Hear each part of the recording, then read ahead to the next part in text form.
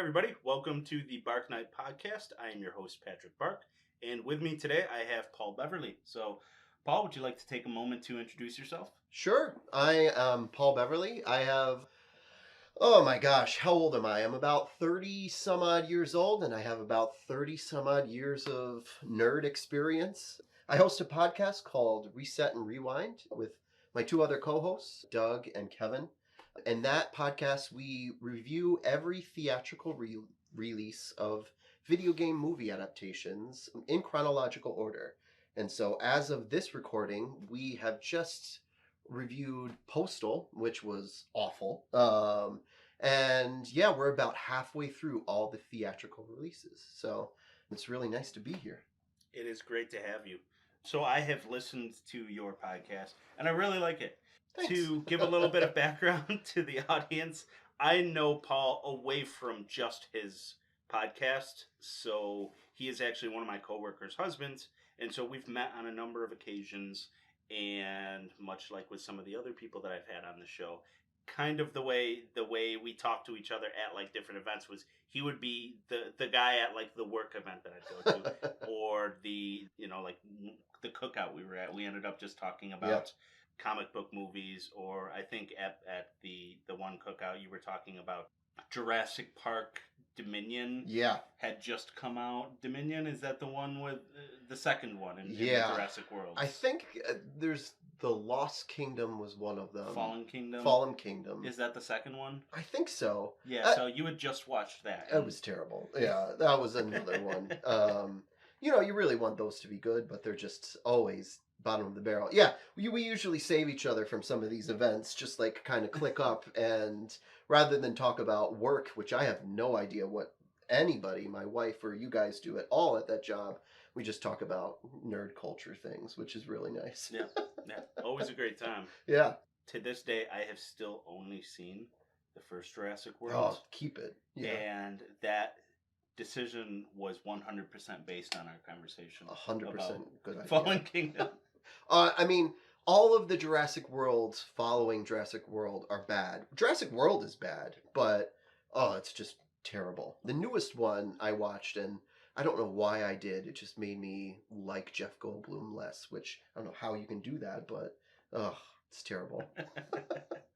All right, so the first question I wanted to ask you today is, with your podcast being about video game movies, and you working your way through all of them, and you said it's through just the theatrical. Yeah, American theatrical releases. Are you going to do like a part 2 where you touch on like the straight to video releases? We might.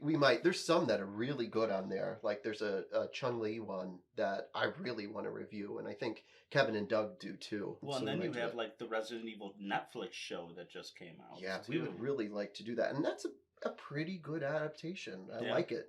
It's not bad. There's some Resident Evil direct-to-video adaptations that are, there's one with Leon that's actually pretty decent. Like the anime ones? Yeah.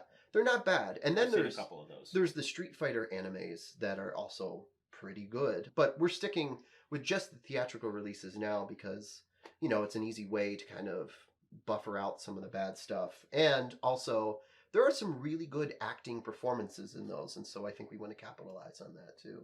Yeah, it's pretty fun. So what is one movie that you are most looking forward to doing an episode on? Yeah, I mean, it's a tough call because they're all bad. I think the one that I really want to review, I think we'll have a lot of content for, is Sonic, the new Sonic movie. Not the second one, but the first one.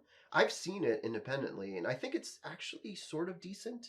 But I do want to see what we talk about, what we, kind of latch onto there. I love the Sonic games a lot. They're fun. Despite, I think, some of the controls and level design aren't the best. They haven't aged well, but I really like the way in which I think they take a little bit more of a risk platforming-wise, and it's set the stage for some other platformers, even all the way down to Banjo-Kazooie sort of things. So, yeah, I mean, I think Sonic is going to be a really good podcast to talk about.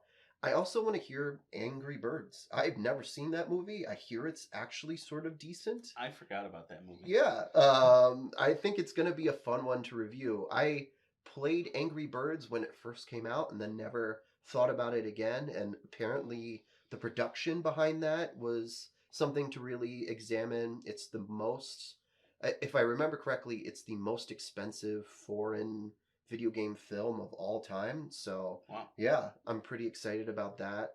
And it's a three-parter, but Warcraft. I think Warcraft's going to be really fun. I haven't seen that one either. Yeah, actually. I haven't seen Warcraft at all. But just the way in which, looking at some of the trailers, examining some of the performances, I think it's going to be great. I think that's going to be a fun one. Cool. Yeah.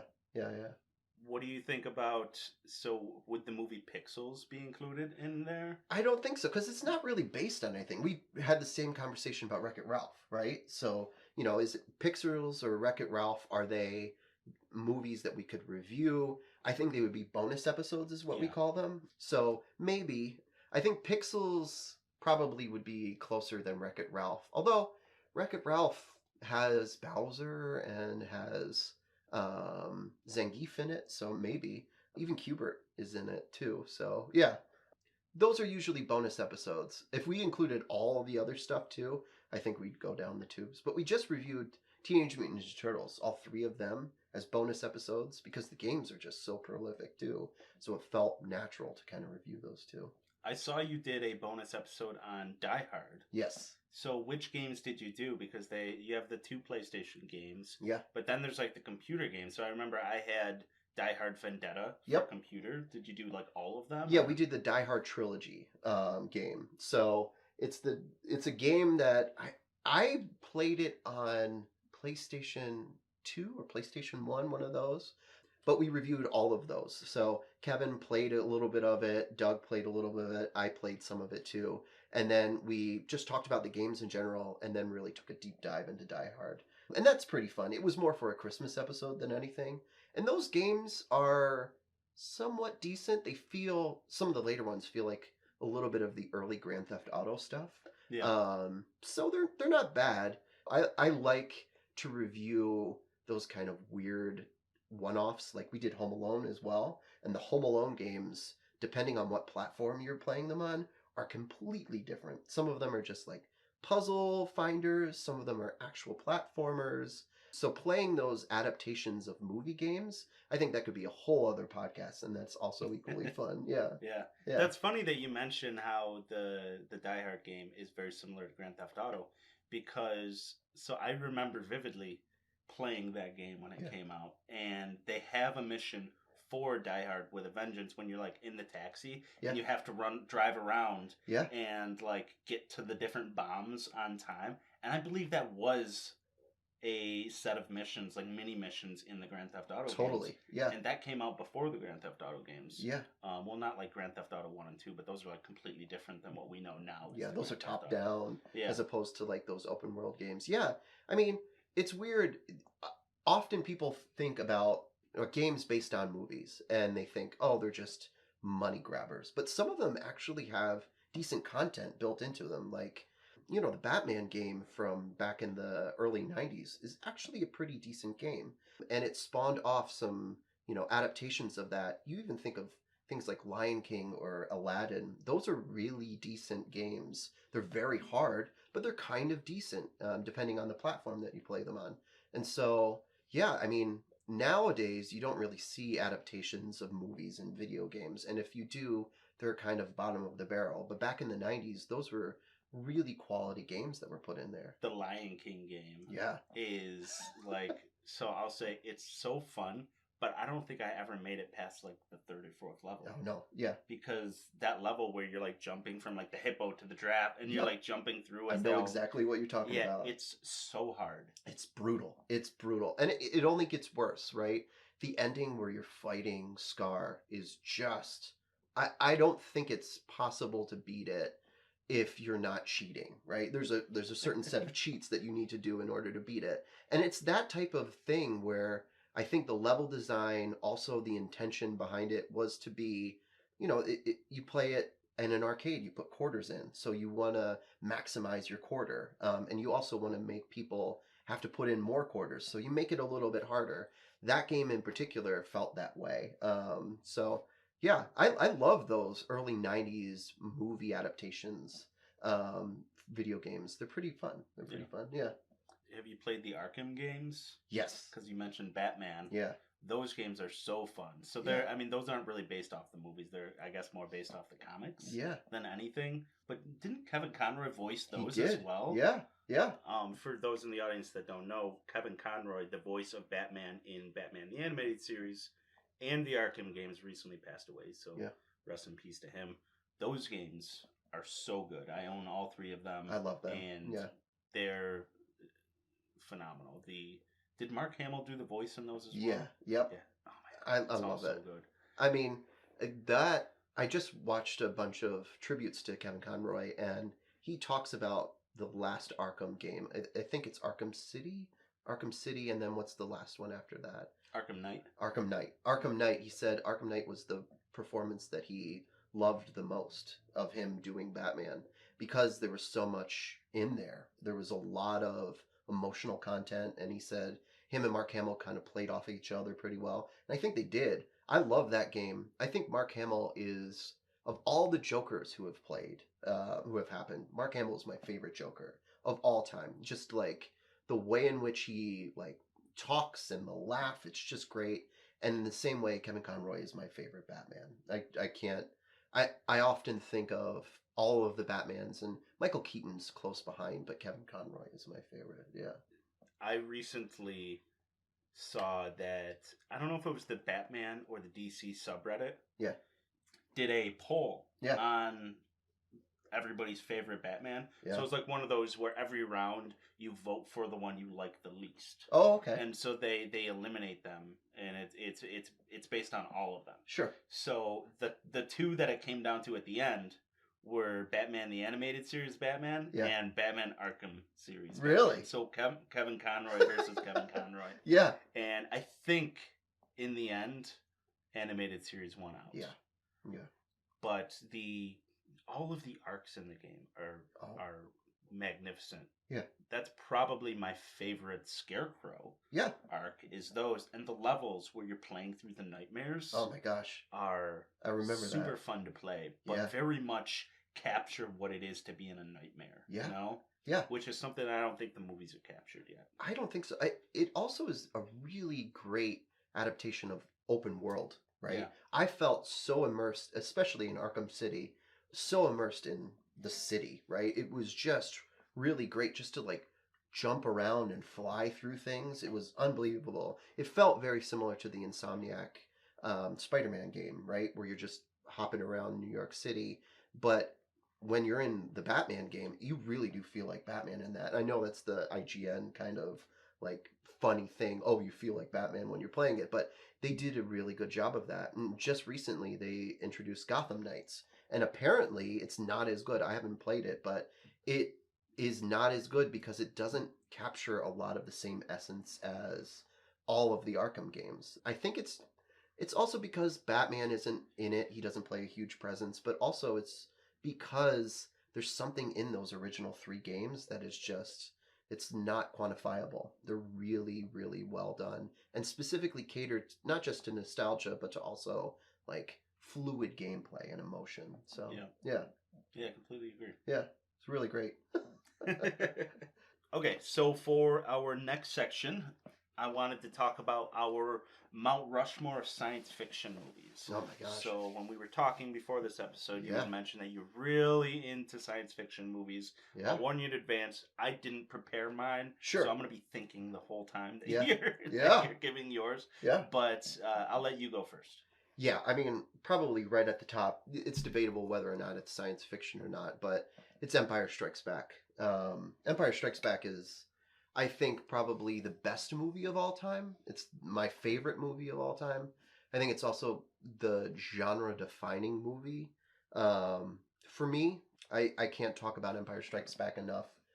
Specifically, it's just the locations of everything, but also there's a conflict that's there. Starting off with the Battle of Hoth is just unbelievable. I mean, I still, to this day, get goosebumps when there's the scene where Han is cutting open the Tauntaun. Like, it's just unbelievable. It's so cool.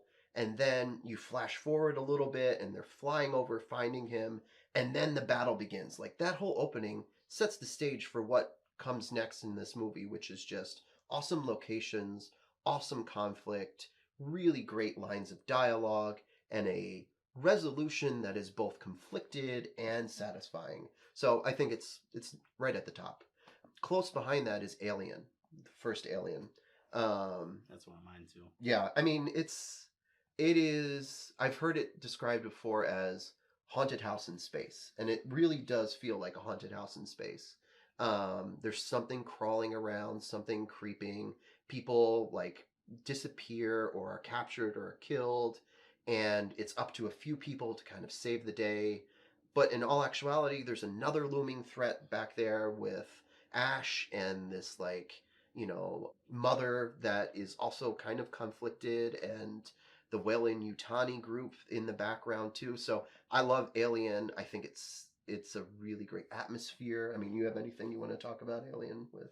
So, Alien as a franchise for me is, I think, one of the most like iconic franchises out there. Yeah. And it's all built. That first movie. Yeah. Did all the heavy lifting for that franchise. I agree. The second one really expanded on it, and from there on in, I don't really like anything that they've done. Yeah. But as a kid, I liked all of it. Sure. But like, I think that those first two, and I think Alien walked so that aliens could run. Yeah.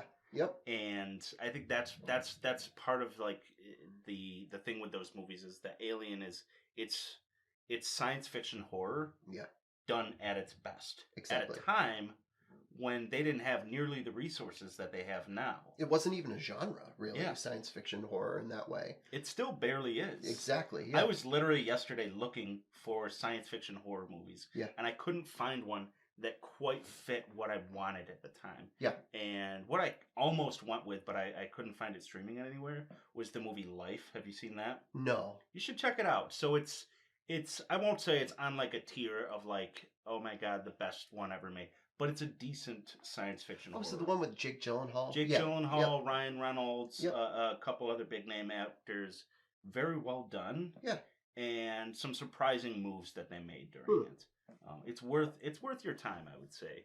It's like I said, don't go in expecting Alien, but I think it's worth mentioning because I think that there's a few movies out there that Alien helped spawn. Yeah. And it's like movies like that. Yes. And movies like, have you seen Underwater? Yes. Yeah. I love Underwater.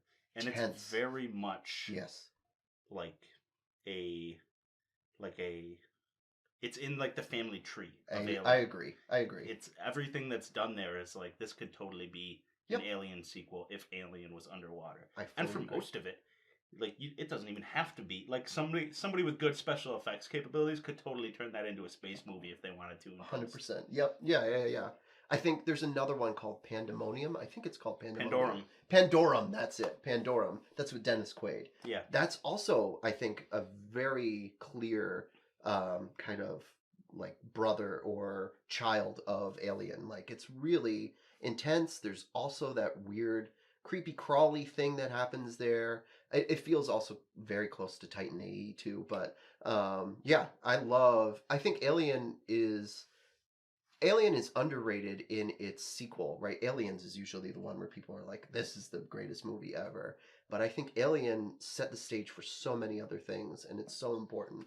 Yeah, it's right up there. Have you played Alien Isolation? I have not. The Alien games are a thing that I have not even breached into because as a kid I was terrified of Alien. And so I think there's that still weird quality in me where I don't want to touch that because I'm afraid of it still. I haven't played it, but in my last episode, following the episode, my guest host and I talked about how we should have talked about that game. Yeah. He has played it and he really liked it. Yeah. But we meant to talk about that in the survival horror horror video game section that we did. And that apparently captures like that atmosphere of the movie because it's you walking around a ship where there's nobody else around. Yeah. And every once in a while an alien jumps out and scares the hell out of you. That's the reason why I'm not playing it. I think I'd soil my pants just every time. No thanks. I love that. But yeah, I'm an absolute fan. I showed you my Alien Yeah. action figure before we started. I'm an absolute fan of that movie. Yeah. I think it did so much well that set the stage for so many things that have been a staple in the space horror I agree. genre since then. I agree. I think there's also Prometheus, and I can't think of the sequel to Alien that, Covenant. Alien Covenant. Those two movies, I think, get a bad rap. They have a lot of good content in there. If they are not related to Alien, if you would just divorce them, they're decent movies. But because they're related to Alien, they're like mixed up in some weird stuff. But they're also pretty good. So I think give them a second try if you haven't watched them recently. I have never Yeah. given Alien Covenant a second try, and I truly hated that movie. Really? I hated it so much. I felt like so many things didn't make sense in it, and I felt like it was relying way too much on. I mean, it's better than like Alien Resurrection. Sure. But I didn't think it was. I liked Prometheus. I did. I thought that the philosophy that Yes. they introduced in there and a lot of the performances. Yep. Noomi Rapace is awesome in it. Yep. Charlize Theron is great. Yeah, Idris Elba is the captain. I know. Wish they had done more with him, but Yeah. he's great. He wasn't like a movie star at that point. Exactly. You know? Yeah. But I think there's a ton to like about Prometheus and appreciate in what they were trying to do. Agreed. But I thought he backstepped a lot of that with Covenant. I hate what they do to Noomi Rapace's character in that movie. Yep. I hate the flute scene. The flute scene is so bizarre. It is bizarre. It is bizarre. Yes, I would agree with you. Yeah, I mean, there are some jump scares in there that are pretty good. I think the captain is just a clueless individual that should have gotten meat out of that.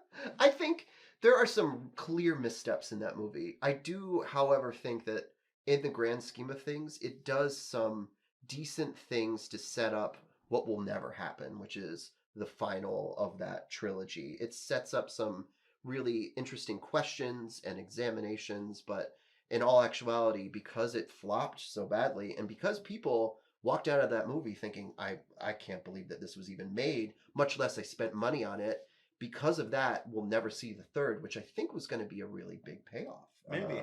Yeah. Maybe. And I do wish we had gotten to see the third. Yeah. And we still might. Maybe. There's a couple different Alien things in the works right now. Noah Hawley has a... so he did Fargo and a couple other things that I really liked. He has an Alien series in the works that I believe is going to go to either FX or Hulu. Okay. Probably both, because I think they kind of do that together. And Fede Alvarez, who did The Evil Dead and Don't Breathe. Have you seen either of those? I haven't seen Don't Breathe, but I've seen Evil Dead, The Evil Dead remake. So I liked that a lot. I thought he did very well with it. So I think in the way of like giving somebody the keys to the kingdom to do their own thing, I think both of those are very good decisions. I agree. Yeah. So I look forward to what they do with it. And I've been reading the Alien comics. Oh, really? Yeah. So Marvel took those over in, I don't know, like a year and a half ago maybe. And it's been really good. Really? Yeah.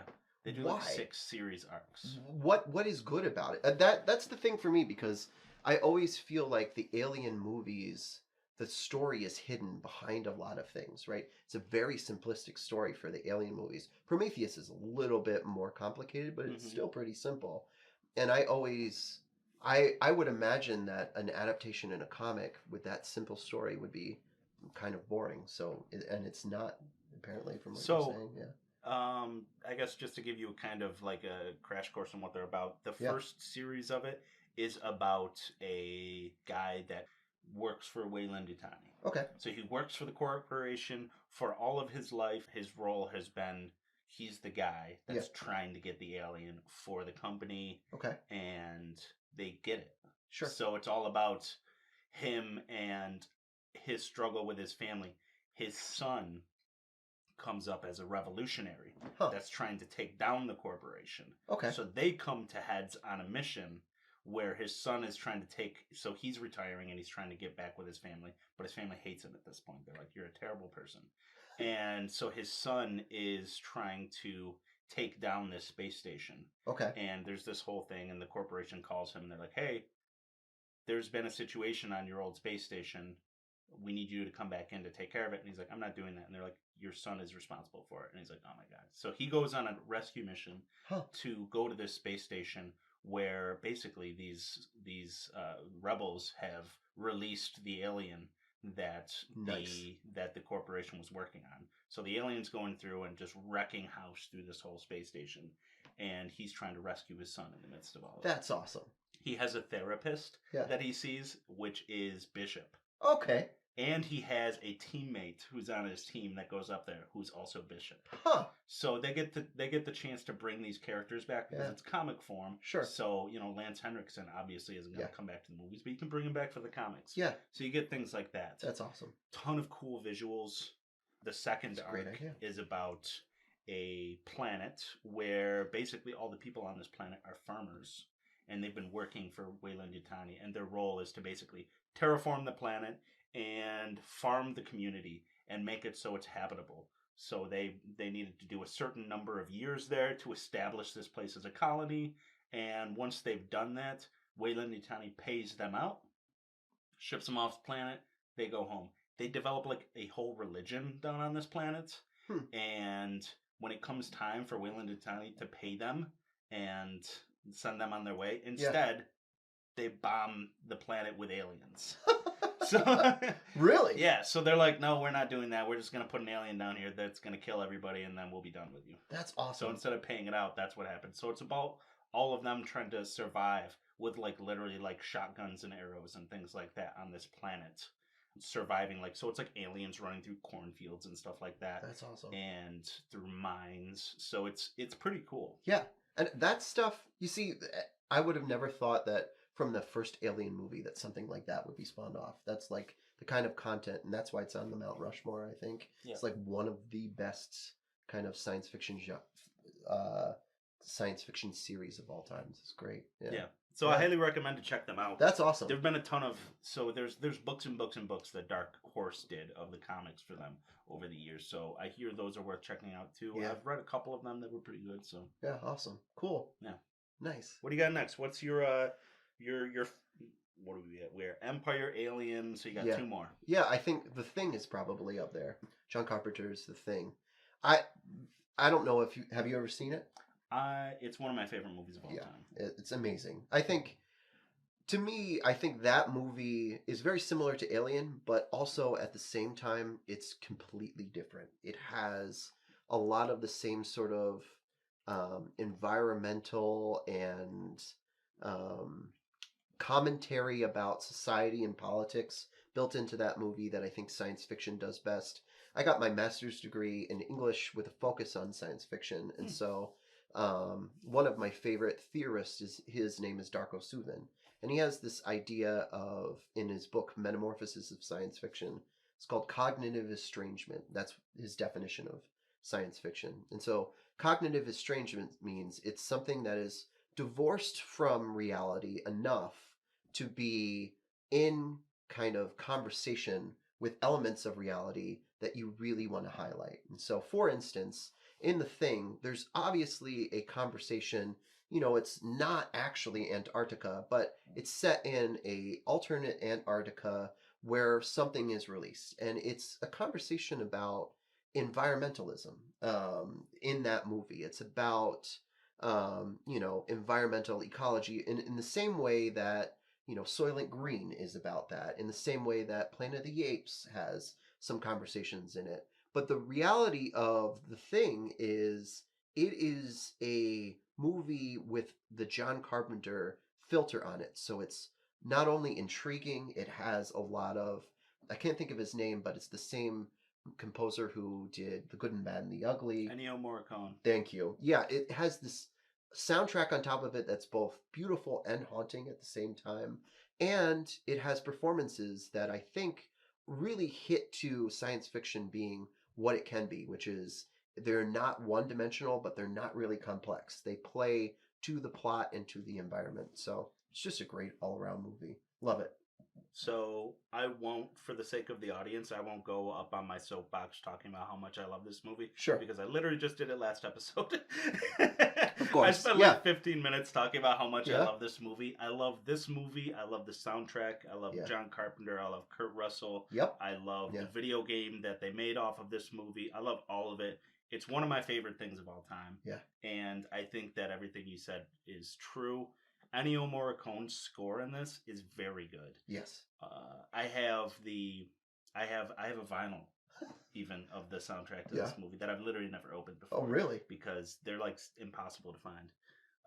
But what's interesting about even his music for it is John Carpenter is known for his music. Sure.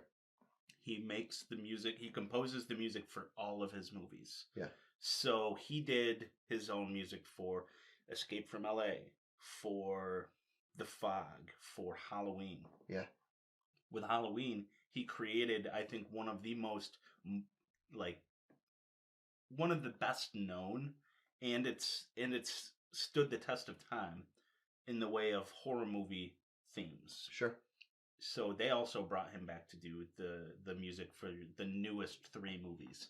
And I've heard a lot of people have very mixed feelings about the new trilogy. Sure. But everybody agrees that the music is spot on what it should be, and he expands on everything he did. Yeah. With the music. So it's not just that theme. Yeah. It's an actual score. He composed this, and he composed it with his son and his godson. Oh, wow. So they've done a bunch of albums together too that I've listened to as well, and those are all very good. And I have those on vinyl as well. But what's interesting is that a lot of people, when they look at the thing, think that John Carpenter did this score. Yeah. And when they hear that Ennio Morricone did it, they're like, really? Because what I think is interesting about it is that Ennio Morricone was kind of trying to do his best John Carpenter. Yeah. Like, he knows it. He knows it's a John Carpenter movie. He knows what people expect, and he made the score to sound like what he thinks a John Carpenter score should be. And I think that's very interesting to see. I think he's great, though, as a composer. Yes. He did The Hateful Eight. He did The Good, the Bad, and the Ugly. Yeah. He did a number of those like spaghetti western movies, and all of them are so good. Yeah, I agree. I love it. I didn't know any of that backstory, and it makes total sense to me. It feels kind of distant, but kind of similar to Escape from New York. Yeah, the score. That's great. That's awesome. That's good trivia knowledge right there. I'm a big John Carpenter fan. Yeah, that's awesome. So I said I wasn't going to get on a soapbox. Totally did, but at least it didn't take up much time. Yeah. And it's different than what I did last episode. Perfect. I could literally talk about The Thing and John Carpenter till no end. Yeah. So, yeah. Anyways. I mean, I think the last one is probably, I could probably talk about some of the other films that I think are really great science fiction wise. I already mentioned one. I think Titan AE is great. I really love The Fountain by Darren Aronofsky. But I think, if you talk about Mount Rushmore and you don't bring up Blade Runner, I think you're kind of crazy. Blade Runner I like the second movie a lot more than I like the first. I think you said that. I think the first movie hasn't aged poorly, but it's shown some of its cracks over time. But I do think that there are so many things in Blade Runner that have been used, not just in, other films, and other science fiction shows, like even Andor, we'll talk about. Clear inspiration from Blade Runner. But Blade Runner has also set the stage for a lot of video games, right? The whole cyberpunk thing was kind of really visualized because of Blade Runner, even though I think cyberpunk was created much earlier with William Gibson's Neuromancer. That was probably the beginning of cyberpunk. But, I think Blade Runner is clearly probably the biggest science fiction film of all time in terms of inspiration. You see it in almost any science fiction movie right now. Obviously, Star Wars created that grittiness. It didn't have to be pretty or pristine, but Blade Runner took it one step further and said, not only does the visuals don't need to be pretty, but the politics, the world, and the people don't need to be pretty either. So, yeah.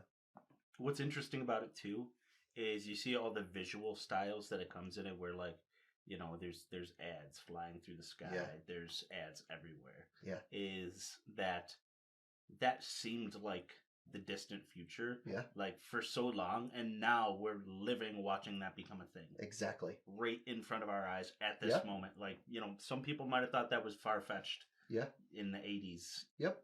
maybe even the 90s. We are literally watching it happen now. It's gonna happen. Yeah, they were talking about putting ads in the sky, in the stars, right? What was that? Starlink or something like that was gonna have a billboard that would go by. That sounds terrible, but It does sound it's terrible. reality. It also sounds like a recipe for like corporate espionage, Oh, totally. because that's the type of thing that somebody, there's people that like just going and relaxing in the forest. That's the type of thing that's like when you've got ads in the sky, Yeah. as somebody's just looking up at the stars. Yep. Somebody's gonna be not happy enough about that to blow it up. Yeah, I mean, and that's the other thing. Like, Blade Runner set the stage for a lot of weird political conflict and conversations, but it also, I think it humanizes. The second one, I think, does a really, really great job of talking about what is human and what are our conversations about. What is a human quality? What does it mean to be a human? The second one is divorced even further with Joy, right? So you have, Kay, who is a replicant, and then you have Joy, who is a replicant of a replicant, basically. And Kay and Joy have this relationship that feels very human and relatable. And then you go back and you see Kay's relationship with humans, and you think there's something there too. And you never really see Joy interacting with humans, but it's something there. So the second one has that weird conversation that is set up by the first. What does it mean to be human? How do we relate human emotions and human conversations? How can we have a relationship that means to be human? And what does a non-human relationship mean? What does that look like? Yeah. They're supposed to be doing a show off of that too. Oh, really? Yep. Yeah. I mean, it makes sense. It feels like shows like Andor have really taken what Blade Runner was all about and made it into something else, and kind of had that conversation already. I'm interested in delving further into the Blade Runner universe.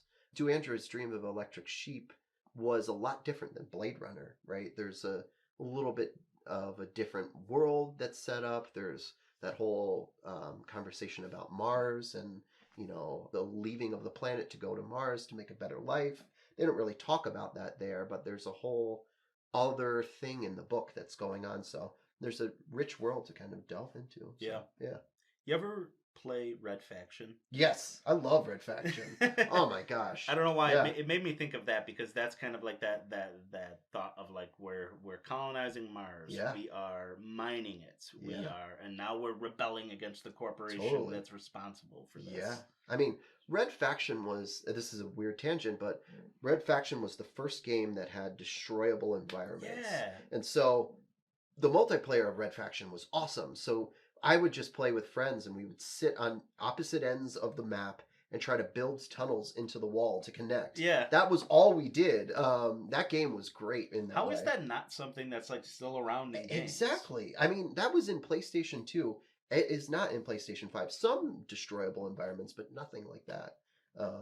Yeah. And you could get like the railgun sniper rifle so that you could shoot through all the walls. Exactly. And you'd see them there. It was great. I loved that game. Yeah. I guess Minecraft kind of capitalizes on some of that, but it's not the same. Yeah. Not the same. Yeah. Because it was like one of the best PlayStation 2 first person shooters. I agree. I loved it. I was so into those. Yeah.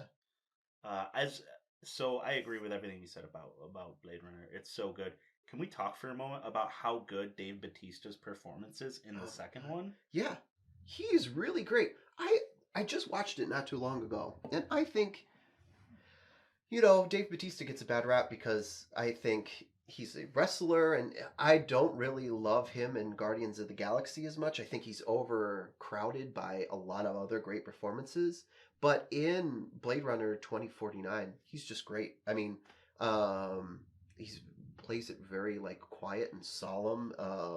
And I guess so does Ryan Gosling. But I mean, man, he's great at the beginning of that. Yeah. I love him. I'm a big fan of that movie. Yeah, me too. It gets a bad rap, but I think, because there are parts of it that kind of drag, but the second movie, I, I, I can't pronounce his name, Denis Villeneuve. Yeah.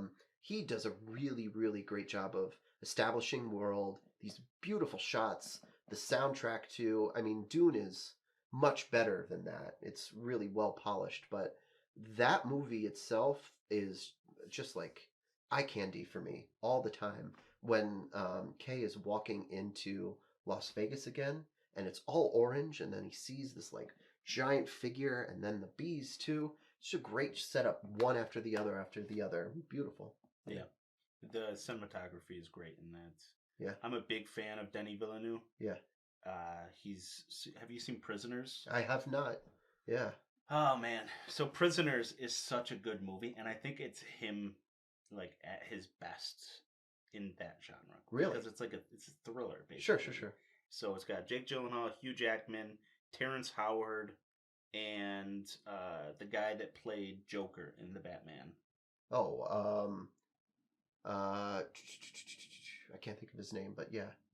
I can't either. Yeah. No, he's in it. It's very good. Yeah. So it's basically about Hugh Jackman's and Terrence Howard's children get kidnapped. Okay. And it's their mission to find their children and what lengths they'll go to get them back. Oh. And Jake Gyllenhaal is the detective in charge of it. So he's trying to encourage them not to take the law into their own hands and let him do his job. Yeah. Wow. So they're searching for the kidnapper, and so is Jake Gyllenhaal. Jake Gyllenhaal's performance is very, very good in this. Yeah. And I think he's one of my favorite actors. I mean, have you seen the one where he's like on a news crew, Nightcrawler? Yes. So yeah. it was made right in that time frame of his career, and his performance is, I won't say as good as Nightcrawler, but it's up there in the way of a good performance. Yeah, I like him a lot. I think, he's got a pretty boy face, but he really is a great actor. Yeah. Ever since Donnie Darko. Just really good. Donnie Darko's great. Yeah. All right, so you did Empire Strikes Back, Alien, The Thing, and Blade Runner. Yeah. What are yours? Very good movies. So for me, the first one is 2001: A Space Odyssey. Yes. Yeah. So that for me is one of the best. It's like psychedelic space. I agree. Yeah. There's a lot of messages in it. I've seen it so many times, and I remember as a kid, I had a VHS tape with that before Ghostbusters. Yeah. And so every time I'd be rewinding to get to Ghostbusters, I'd always be coming in during scenes of that in the movie. And so as a child, that was like planting all the seeds for me. Like, this movie. Like even at the end with like the baby and everything. Sure. Like I would always get to that and be like, what is going on here in this movie?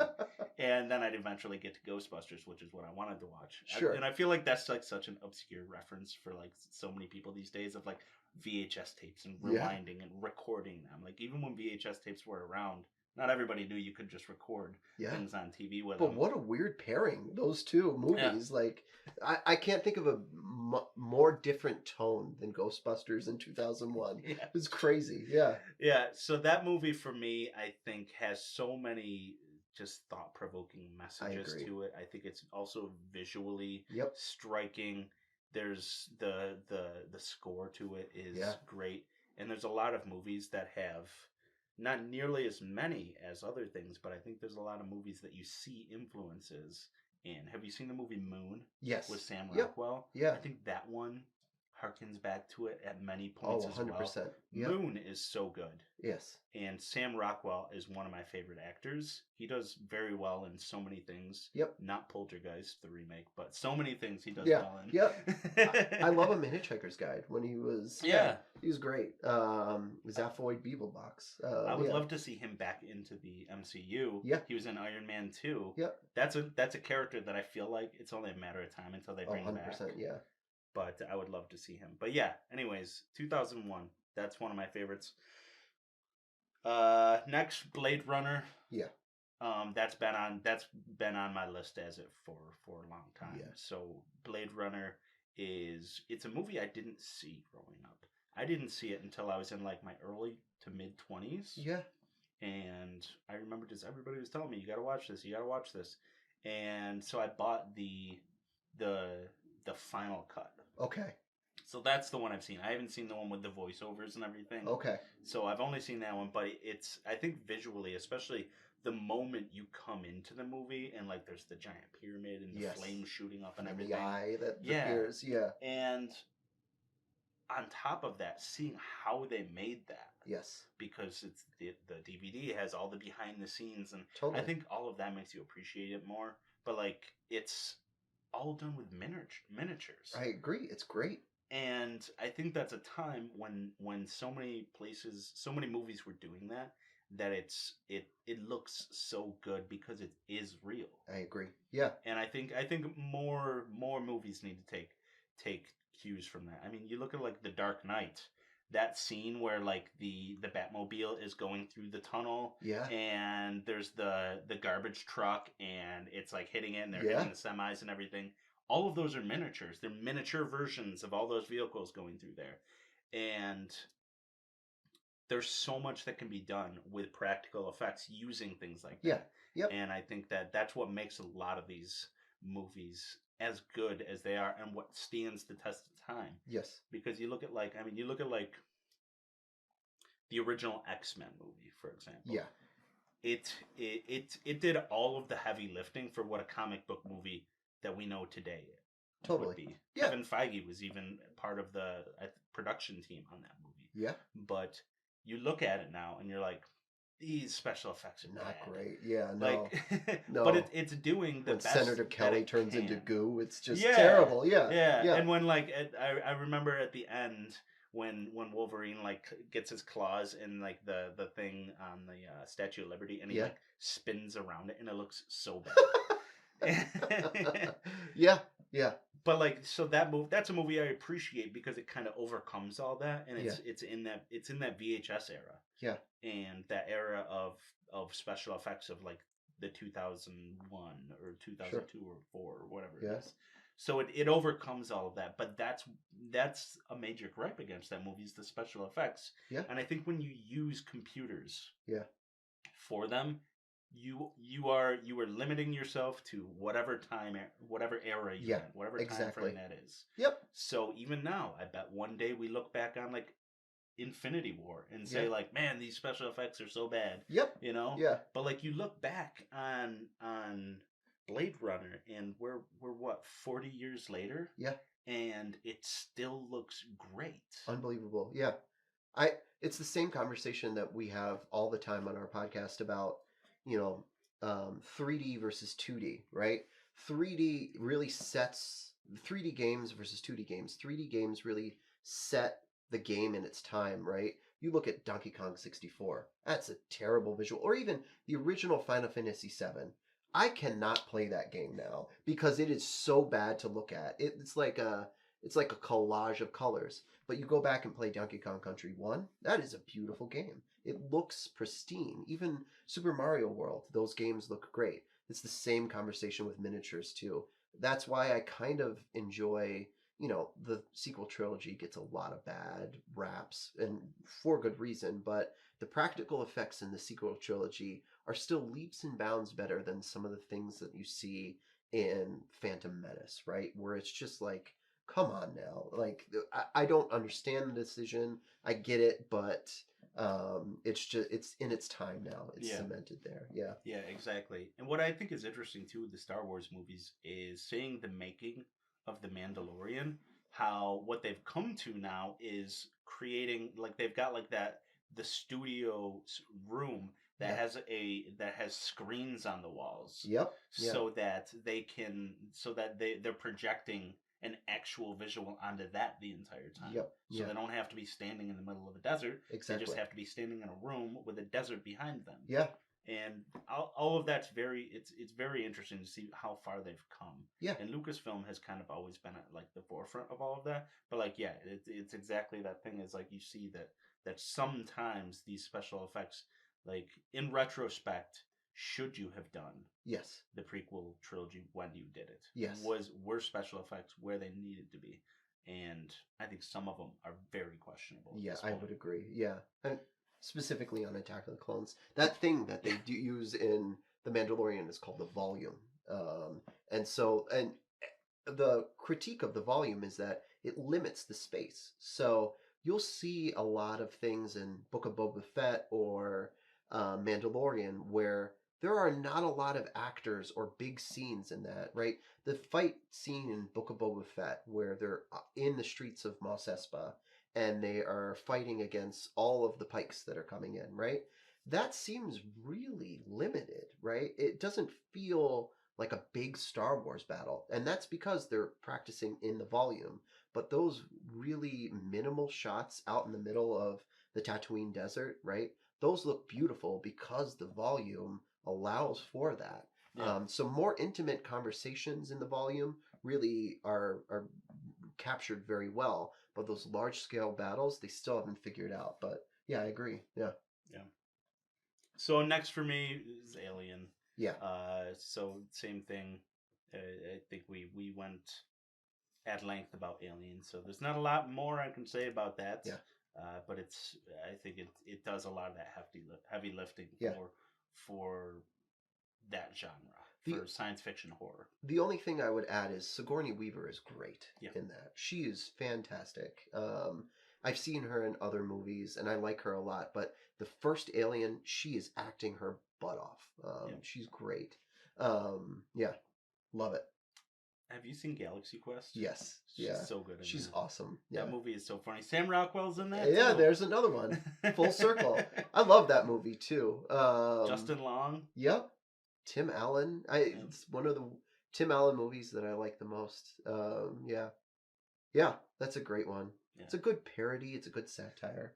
One of my favorite scenes in that movie is when I think it's Tim Allen is down fighting this giant rock monster, and the one guy gets on a phone on the communication device with him, and he's like, "So what you need to do is create some sort of rudimentary lathe," and he's like, "Get off the line!" I think that was Sam Rockwell who said that too. Yeah, that's one of my favorite scenes of that movie. I love that movie. Yeah. Ugh. So this wasn't going to be my fourth choice, but once you mentioned it, it's got to be. I should have prepared my things in advance because they'd probably be completely different. But the thing really is, if I didn't represent enough, it is one of my favorite movies of all time. Yeah. It is. I've watched it so many times.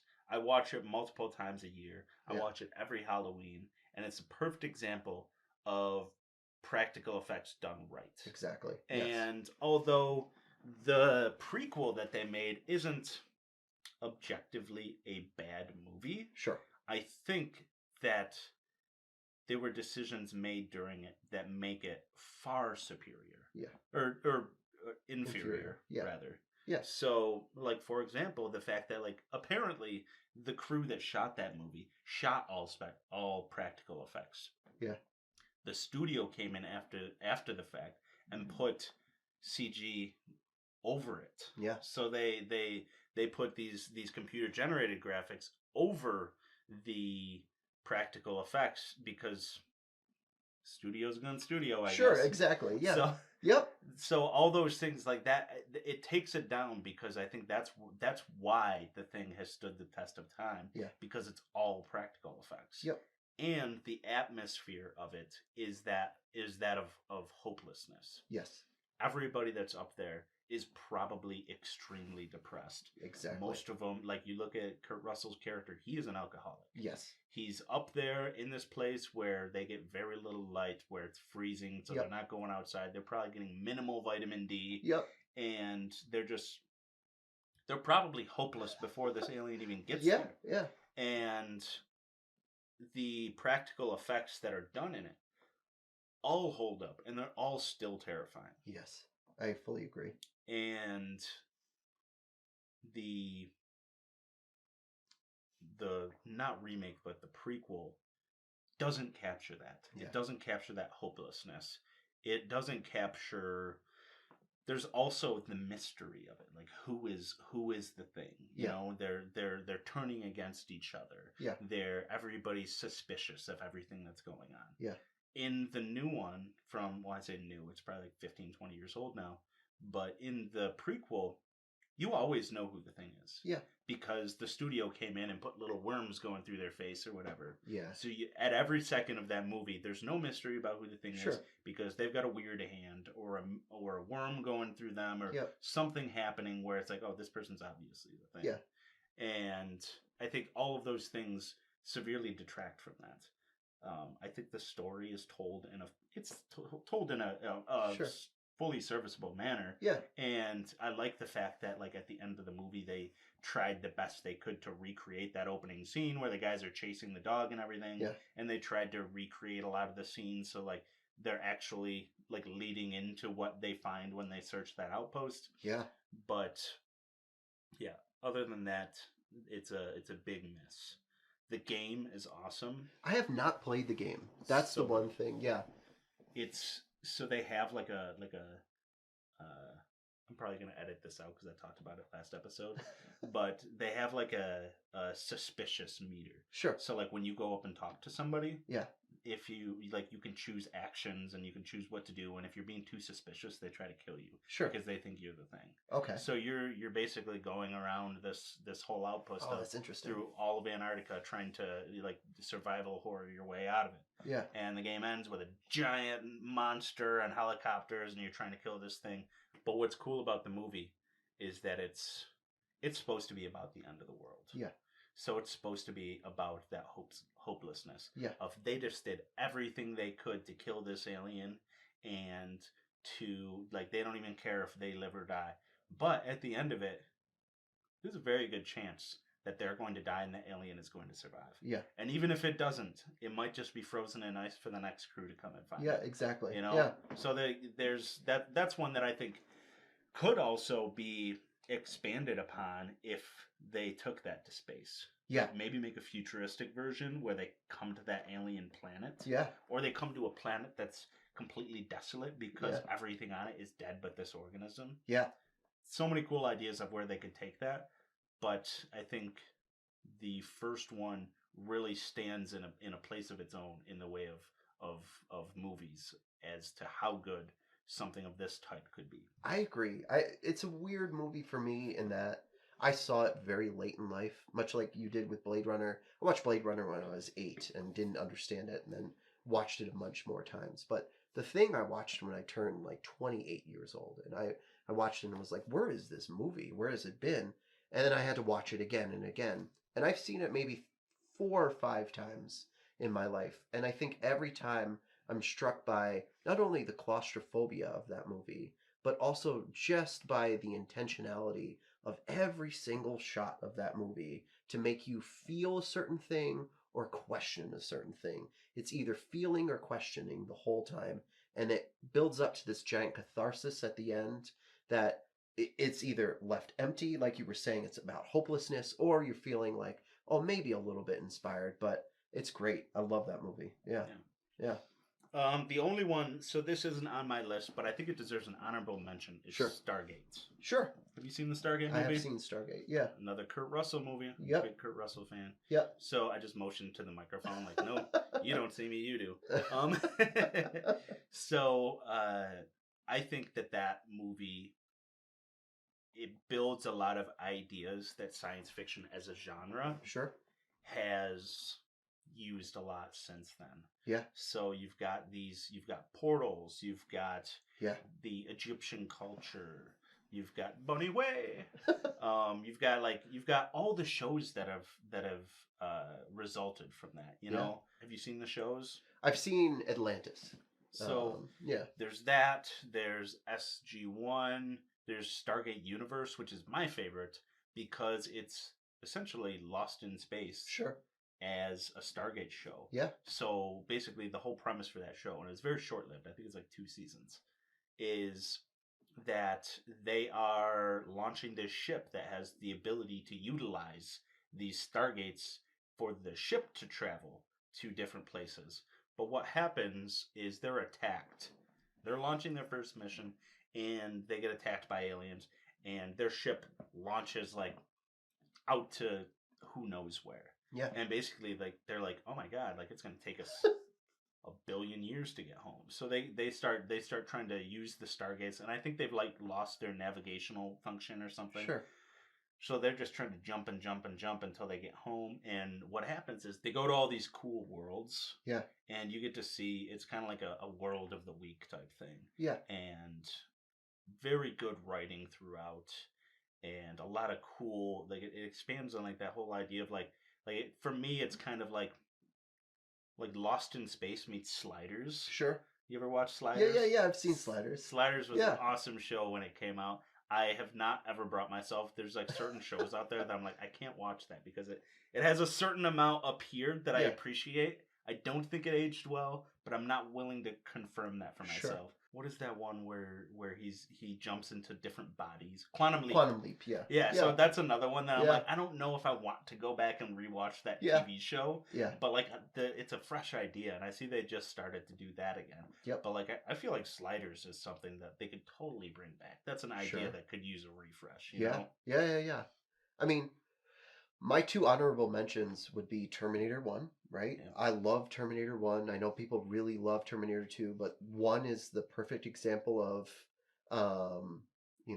giving a lot of information, but just having all of the other plot devices in the foreground. So, there's this giant weird science fiction battle that's happening, but what we're really important here is killing the mother of John Connor, and that is great. I love that movie. I actually like those three. Jurassic Park is another one that I think is genre defining and also is just an all-around fantastic movie.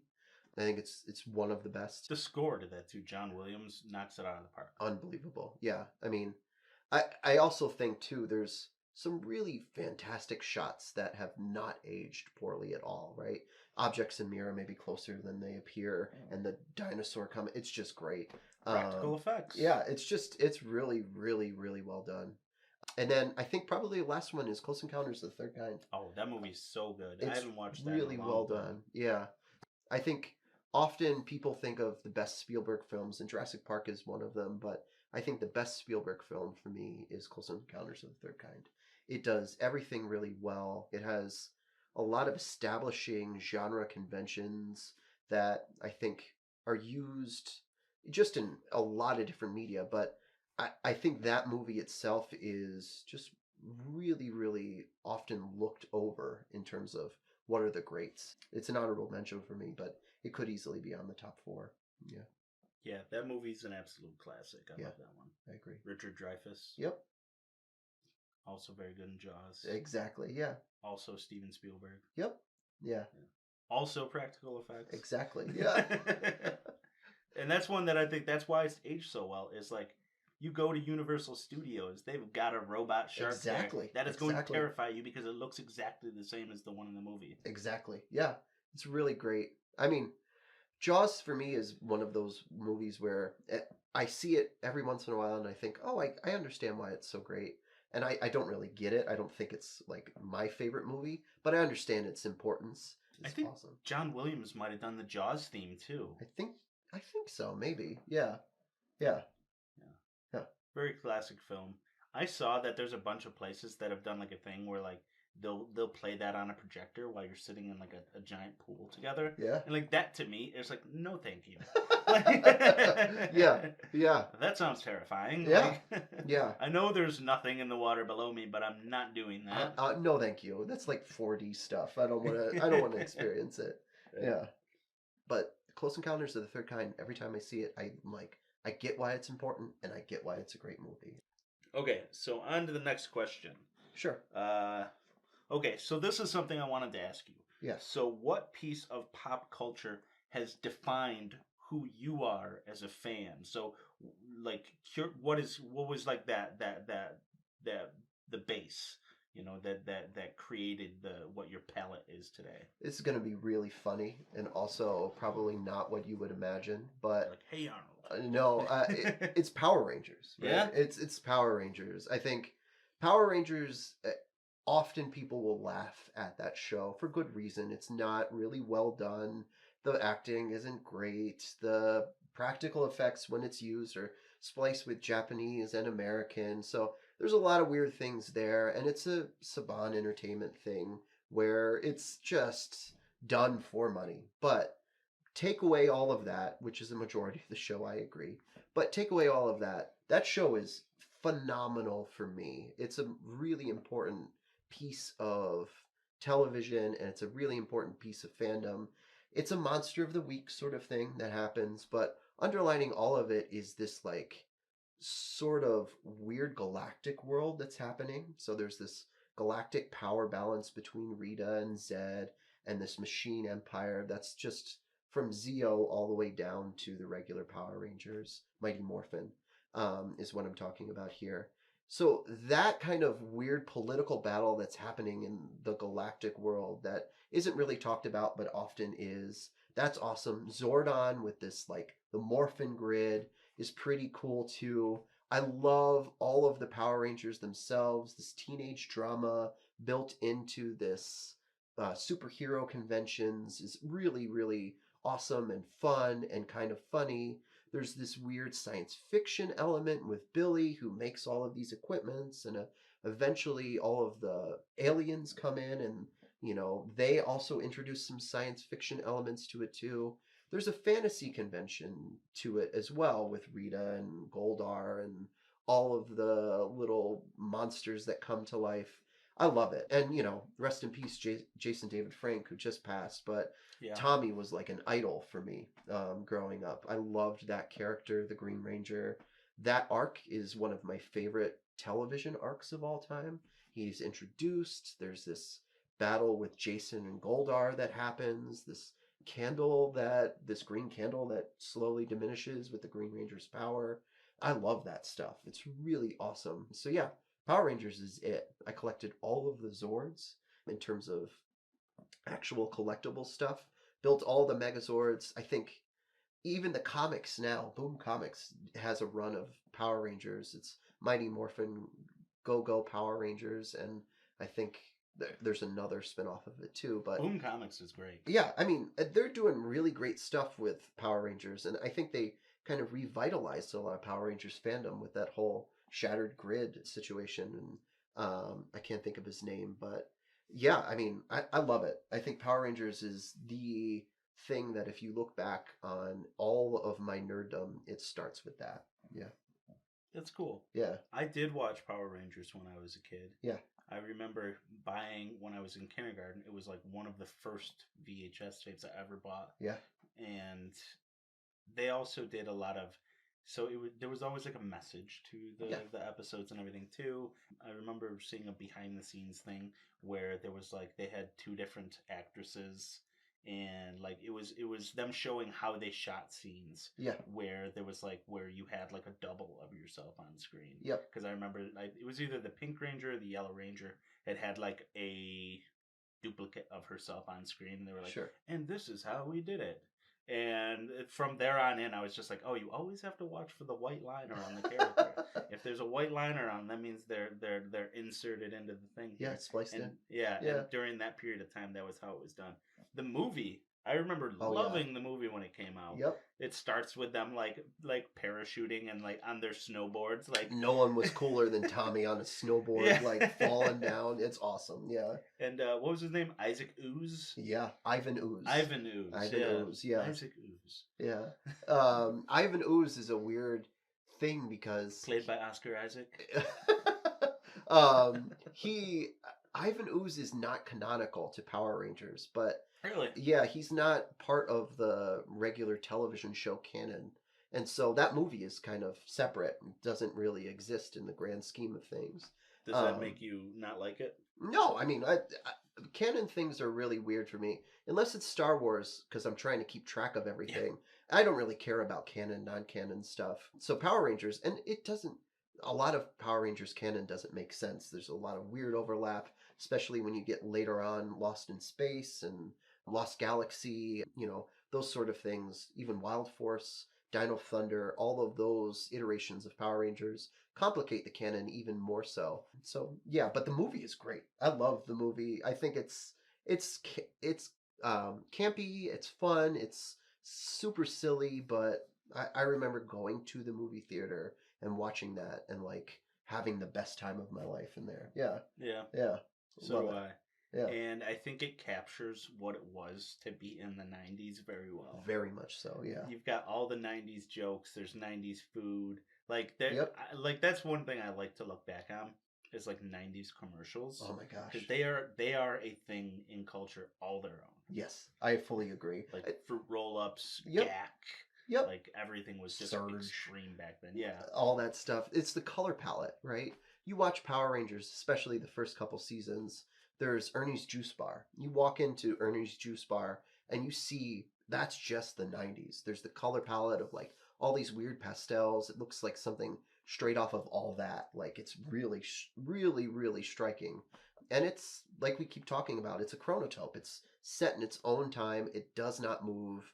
It is a perfect emblem of what it means to be in the 90s. They've tried to remake Power Rangers now, and it falls because there was. It's not really a great story altogether, but in the 90s, at that certain point of time, it was just. It captured lightning in a bottle. It was great. Yeah. Love it. Cool. Yeah. That's really interesting to hear. Yeah. Yeah. So, for what has defined me, I would have to say that it would be action figures. Oh, really? So, as a kid, I had all the toys. Yeah? So, I was a fan of many things. But I think for me, it was being able to take all those things and play with all of them. You know? So, like, I had Terminator toys, I had Predator toys, I had Alien toys, I had G.I. Joes, I had a ton of Ghostbuster toys, I had Masters of the Universe toys.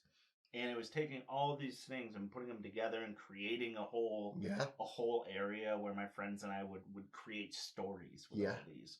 And you know, like each time we would play out a different scenario. Like, okay, who are going to be the good guys? Who are going to be the bad guys? Totally, today? Yeah. You know, and playing out all those scenarios because you get a chance to take everything that you enjoy and create kind of like a little mini movie for yourself. Totally, you know?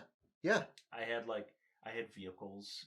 I think one of the cornerstones of my play setup was I had a Ghostbusters house with like the Ghostbusters car and everything. So like the house had different floors and everything. So we always had like people on the roof like shooting down at the other players and then, you know, people flying in on their vehicles trying to siege the Ghostbusters house. Yeah. And all of that was super cool.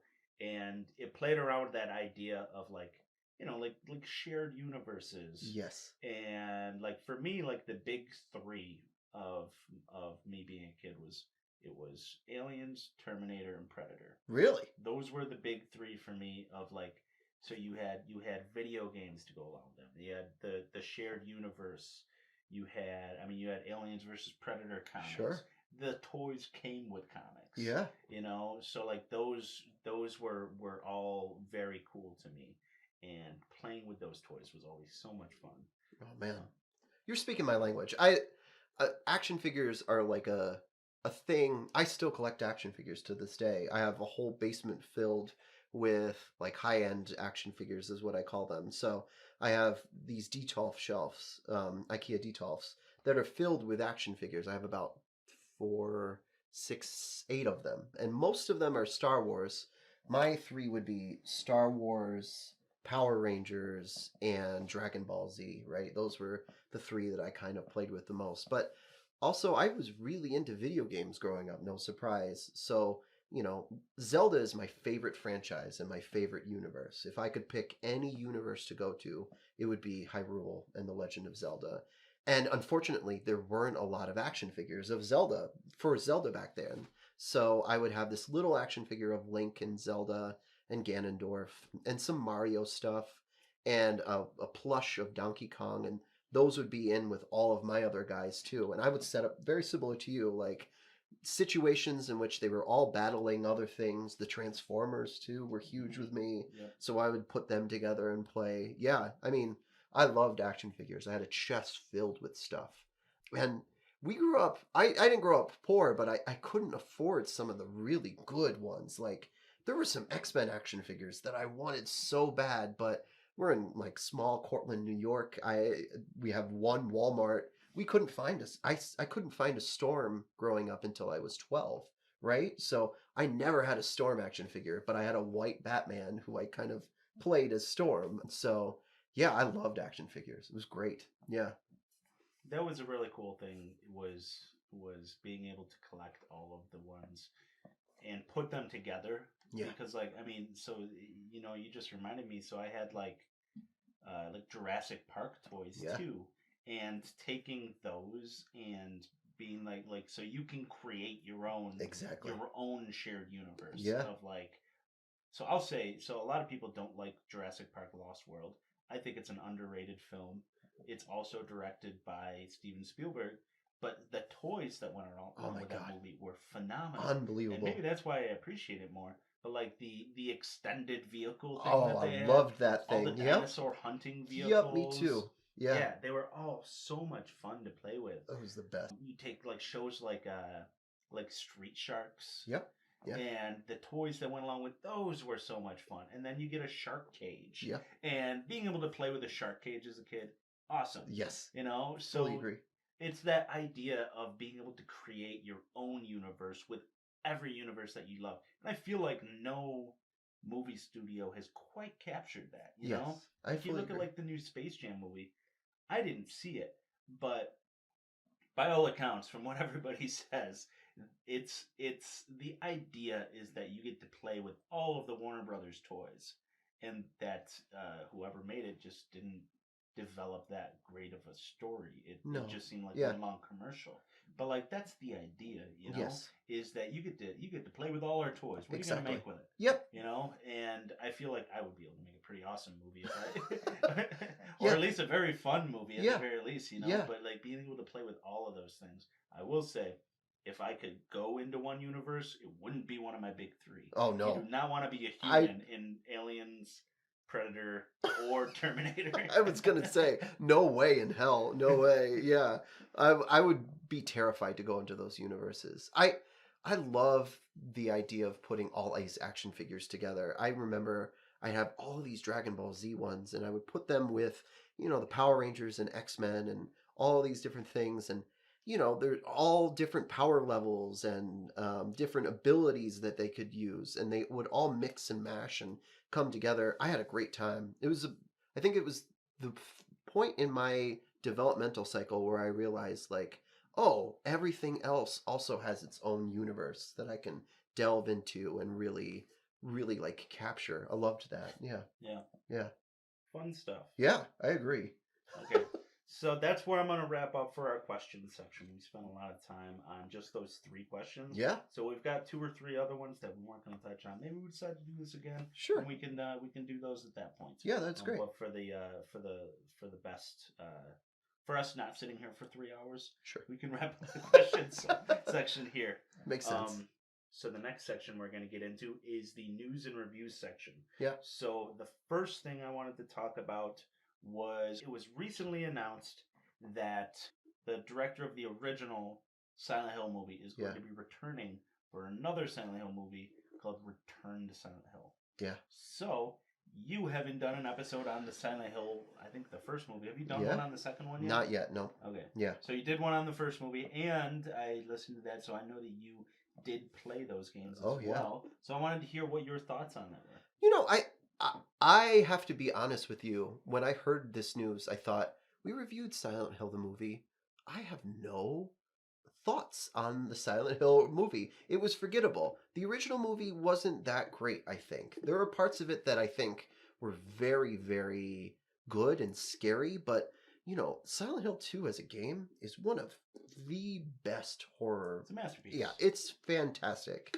And so, and a lot of the first Silent Hill movie is based off of Silent Hill 2, and it doesn't really nail a lot of those points. Maybe story-wise it hits some of them, but thematically and atmosphere-wise it does not. I'm really looking forward to seeing what can be done. I also think it's a product of its time. Early 2000s video game filmmaking is bad, right? Early 2000s filmmaking is actually really bad. There's not a lot of movies I look back on during that era, and I look back on and see fondly, because they're all relying on things like 3D, Yep. things over CGIing things, Yeah. jump scares. Everything's got to be PG-13. And then that's a bulk of movies. And then you get into like comedies and stuff. Everything's about extreme. Yes. Yep. And like frosted tips. Yep. And like you look, I feel like the Scooby-Doo movie, perfect example. You got Sugar Ray, frosted tips. Mr. Bean is in there with spiked hair. Yep. Like that's a perfect example of a early 2000s movie. I fully agree with you. And so, I think making that movie when it was made, it's a product of a lot of terrible cultural movements at the time. So I'm interested. Honestly, I want to see more films like, I want to see more games being adapted like Fatal Frame, right? Fatal Frame about games. That would be awesome. It would be great to see something like that. Or even, You ever see the movie Shudder? Yes. Yeah, exactly. Like, you could do things like that really well. Fatal Frame is a series of games that I think, at least when I played them on the Xbox, they were really well polished, really fun, and also terrifying. I was scared of them all the time. I think I had it. So my friend had a Dreamcast. Yeah. And I think I played it on there. Yeah. I mean, they're really great. And I think Silent Hill is the type of game where you're going to keep coming back to it because Silent Hill is a really rich world. The mythology is left ambiguous all the time. So, yeah, I mean, I'm interested in seeing what happens. Yeah. Yeah. So my thoughts on the Silent Hill movie were that apparently I liked it a lot more than you. Yeah, I mean, yeah. But like having listened, I remembered really liking it, and then I was like, well, I haven't watched that in a very long time. So after I listened to your podcast, I was like, let me go back and listen and watch this thing and see. And a lot of very valid criticisms, but I think that there's a lot that it does right. Yeah. So the atmosphere of like the fog and how it shifts to night and like everything kind of fades away. Like it's a little cheesy and a little 2000s, but I think that part of when it changes from day to night and Sure. like the siren goes off and you just see everybody terrified and trying to get like to the church and everything. Yeah. I think that atmosphere of it is captured very well, and so many of those early scenes literally look like they came directly from the first game. You've got these very much like video game camera angles that are like a weird corner in an alleyway and them coming around it, and as soon as they take the corner, it's another camera angle that's the surroundings not moving but the character is. Yeah. Because that's how those PlayStation games were built. Yep. Is with that idea of like the characters moving through, but the surrounding is just a picture basically. And I thought that was interesting that they decided to do that because it looks like it could be right out of the game. Yeah. The music is awesome, but I believe the music is literally the game music. It is, yeah. And the actress that plays the police officer in it, I feel like perfectly nails the actress from the first game that you meet in that diner. Okay. She looks just like her. And great actress, and I think that there's so many things that I'm like, oh my god, that's from the game. This guy played the game, and apparently the director is a massive fan of the game. Yes, and actually went and convinced Konami. Yep. That it was a good idea to do this in the first place, and so I'm a big fan of all that. I do think that at certain parts of the movie, it's overly brutal just to be brutal. I agree. Like yes, everything with the barbed wire in the final sequence, everything is like none of this needs to be here. And I think that is like a problem with just those types of blockbuster movies in general, is they feel like they need to create this giant set piece with like I have to imagine there was a 3D version of this movie where barbed wire is doing this in front of your face. Exactly. And so I think that falls flat. But I think the 2/3 leading up to that are done very well. I agree with you on a lot of those points. The ending of this movie is unforgivable at times. It really builds to gratuitous violence and also just some like series of mistakes filmmaking wise. I not everything has to build to this giant battle, right? And so that's part of the problem that I had with it. I love some of the establishing shots. The first shot that you get of Pyramid Head, awesome. It's terrifying. It's really, really great. I also really love the choice of the color palette in this movie. Really does feel like a video game, right? Just some of the ways in which the colors fade or they're present, it feels like a PlayStation 2 video game. My real issues with it are it's very, very violent. There are some not great acting choices, and I have I don't necessarily think that the story is translated well. I No. don't think it's translated well enough to be standing alone in this movie. It's just not great. It's not, and I think that's an overall problem with a lot of video game Yes. movies is that they kind of just are like, well, we have your money already. We know that. Exactly. You're coming to see this. Yep. Like, Yeah. and they didn't. So I don't think a lot of time was spent on polishing that. In the new one that they're making, it is a new writer. Good. The guy that directed it is writing it. Good. So hopefully that translates into him kind of having, 15 years Yeah. to sit on this movie and Yeah. think about all the things he would do differently. Yeah. He'll be out of that 2000s era. Maybe we get more practical effects in this. Yeah. I would love that. But I mean, CG's come a long way. So, but, to kind of go back to what I was saying before, practical effects stand the test of time. I fully agree. There's no reason that Pyramid Head needed to be CG. No.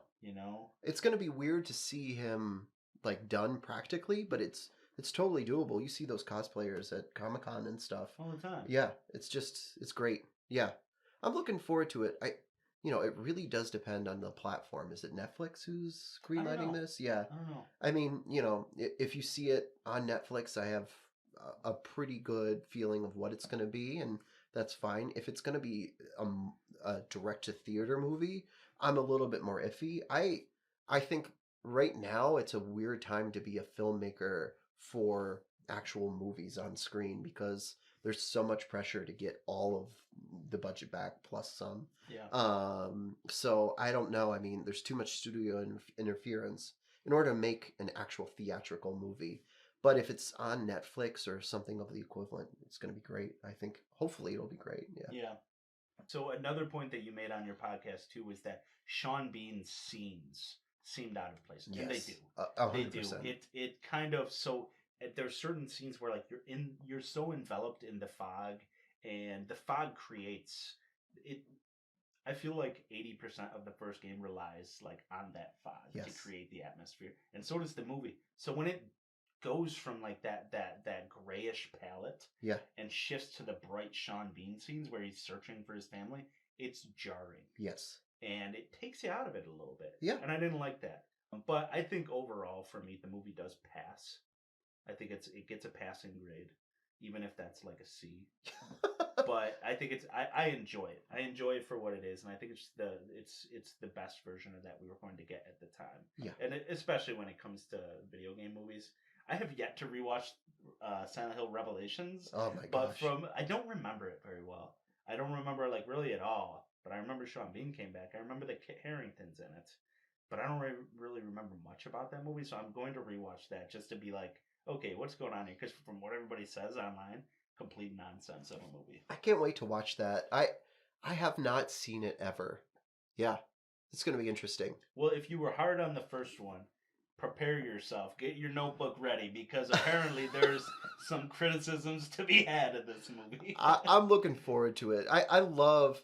one of the great things about our podcast is that we get to watch these really terrible films with a lot of heart in it. And we're very critical of it, but I will say there have only been a handful of really, really, really bad films. Postal is one of them. I can't wait for you to get to Max Payne. I'm going to listen to that episode. I hate that movie with a passion. Oh, I love that game, though. It's so good. The first two games, I never played the third, so the third one might be magnificent. But the first two games, also, they do that same thing that I was referencing before with the nightmare sequences. Yeah. They depict what a nightmare sequence would be like, and the movie completely destroys that. It's so bad. Yeah. And it's Mark Wahlberg, right? Mark Wahlberg, Ludacris, Mila Kunis, all around terrible movie with all of them doing nothing with because they have zero script to work with. I'm convinced there was no script. Yeah. They just went in and were given vague directions on what was happening in the scene and just kind of did the best they could with no direction whatsoever. Oh, yeah.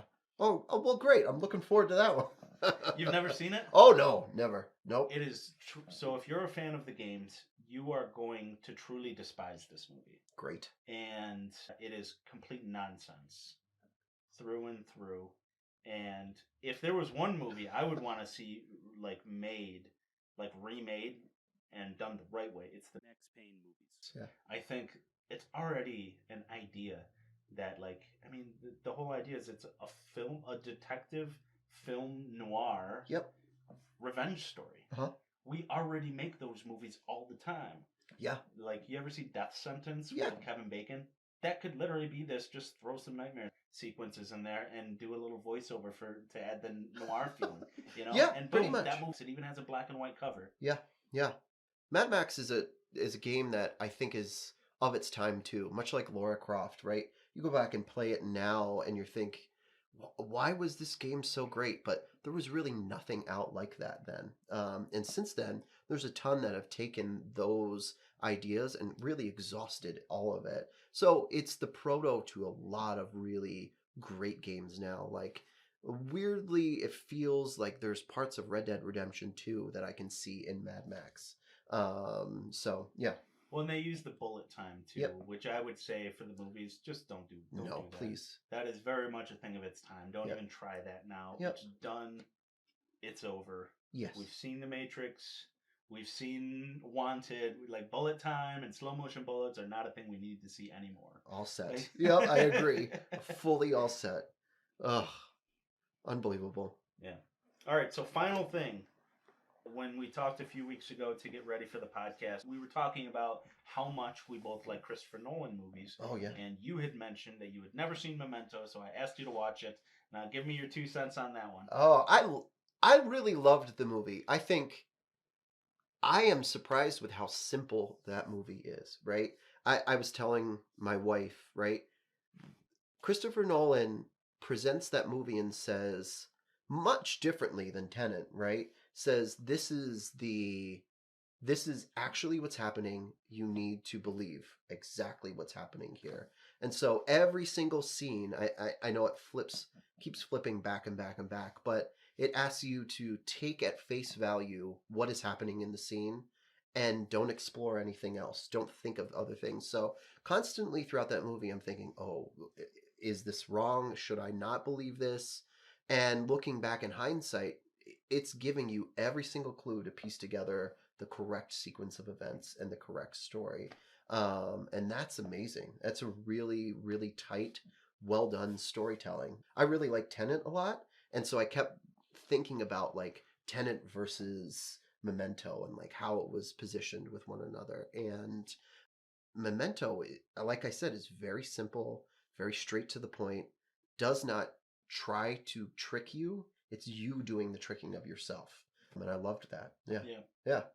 It is.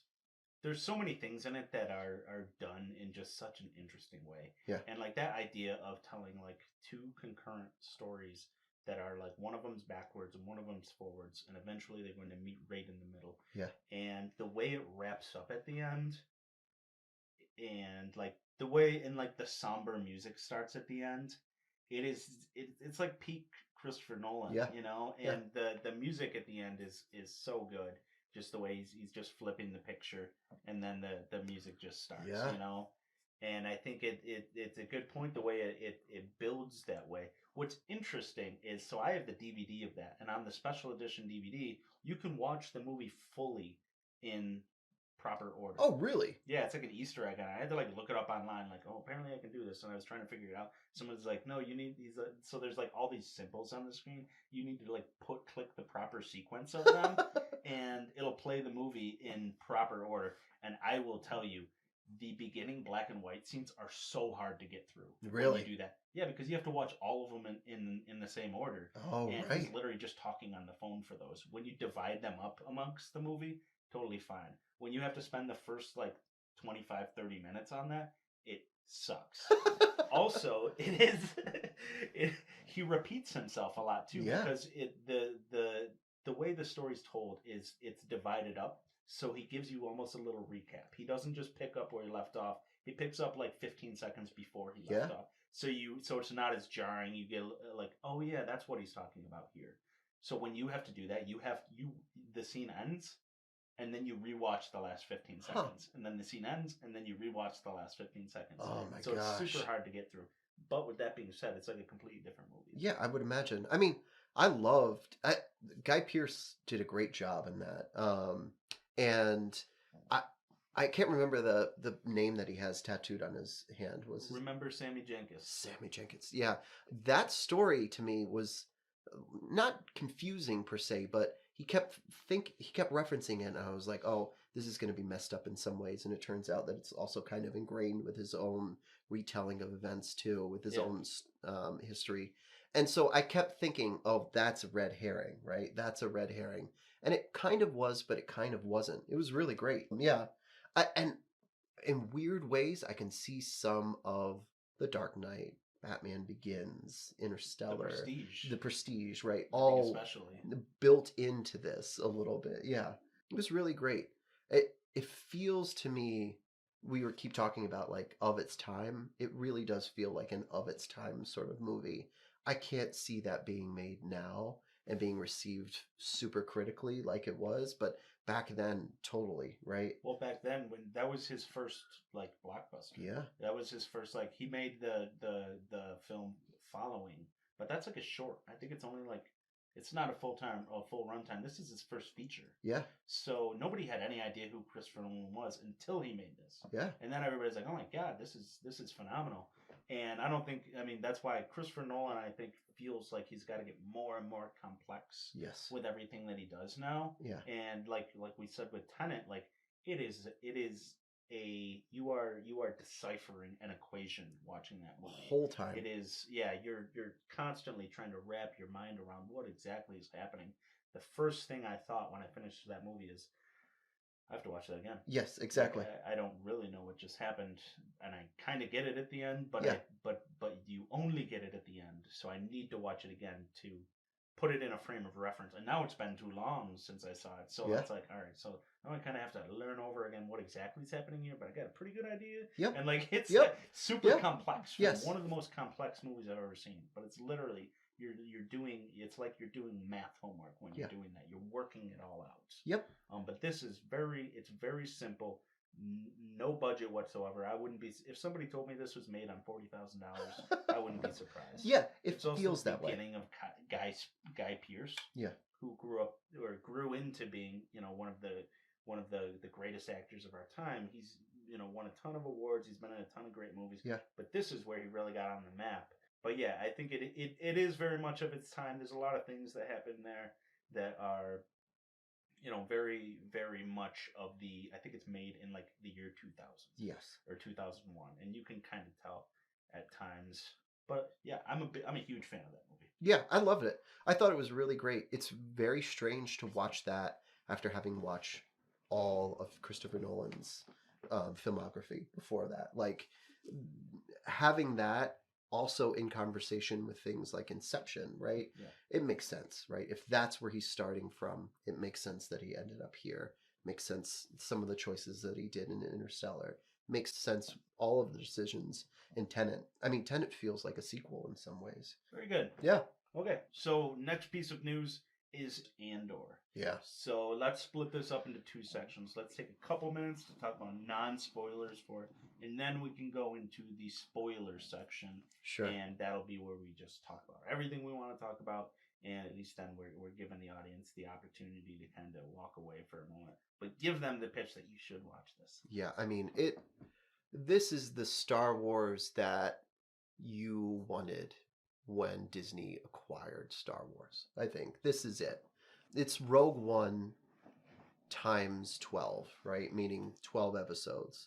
You have all the stuff that you really loved in Rogue One, the content of Star Wars, the politics, all the things surrounding it, and then you spread it out over 12 arcs of what I think are just like poetic brilliance of really delving into characters, into situations, into the politics of the Empire. It's Star Wars for adults, and it's also Star Wars that you really thought was Disney was going to make, and they are making it right now. This is it. Yeah. Yeah. Yeah. So my non-spoilers for this show are that it is an extremely adult show, whereas like a child could watch it Yeah. and maybe enjoy it, but they'd probably think it's boring. Yes.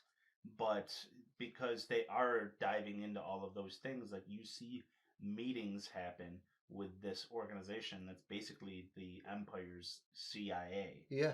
It's done in such a way that makes it very intriguing. Yeah. And you see these meetings happen where they're talking about, they go around and they're talking about giving reports basically, but then they get into like oh my god, and now we the rebellion, and at this point in the history of it, there really isn't much of a rebellion. Correct. And the Empire doesn't know that there's going to be one coming. Only the audience knows. We know that that the rebellion is this huge thing that comes about. But what the show is really about is how the rebellion becomes a thing. Correct. Yeah. And we know where Andor is going to end up, but his character is presented in a way where you care about him a lot, but it's more about how he becomes who you know he will become. Yeah. And that is done in a very interesting way. But also you're seeing how he interacts with all these other characters. Yes. So you see how Mon Mothma and him get to where they're supposed to be. You see how Stellan Skarsgård's character, who you know nothing about at the beginning of the show, you see who he's going to become. And so it's very much a journey that you're going through with all these characters where it's presented in a way that you do care. Yes. And Tony Gilroy, who wrote and he directed one or two episodes, but he's like the showrunner of this. He has said that he's not even much of a fan of Star Wars. Exactly. Yeah. Like it's not he didn't go into this to make a Star Wars story. He went into this to make a story. He had a story to tell. Yeah. He had this espionage story to tell.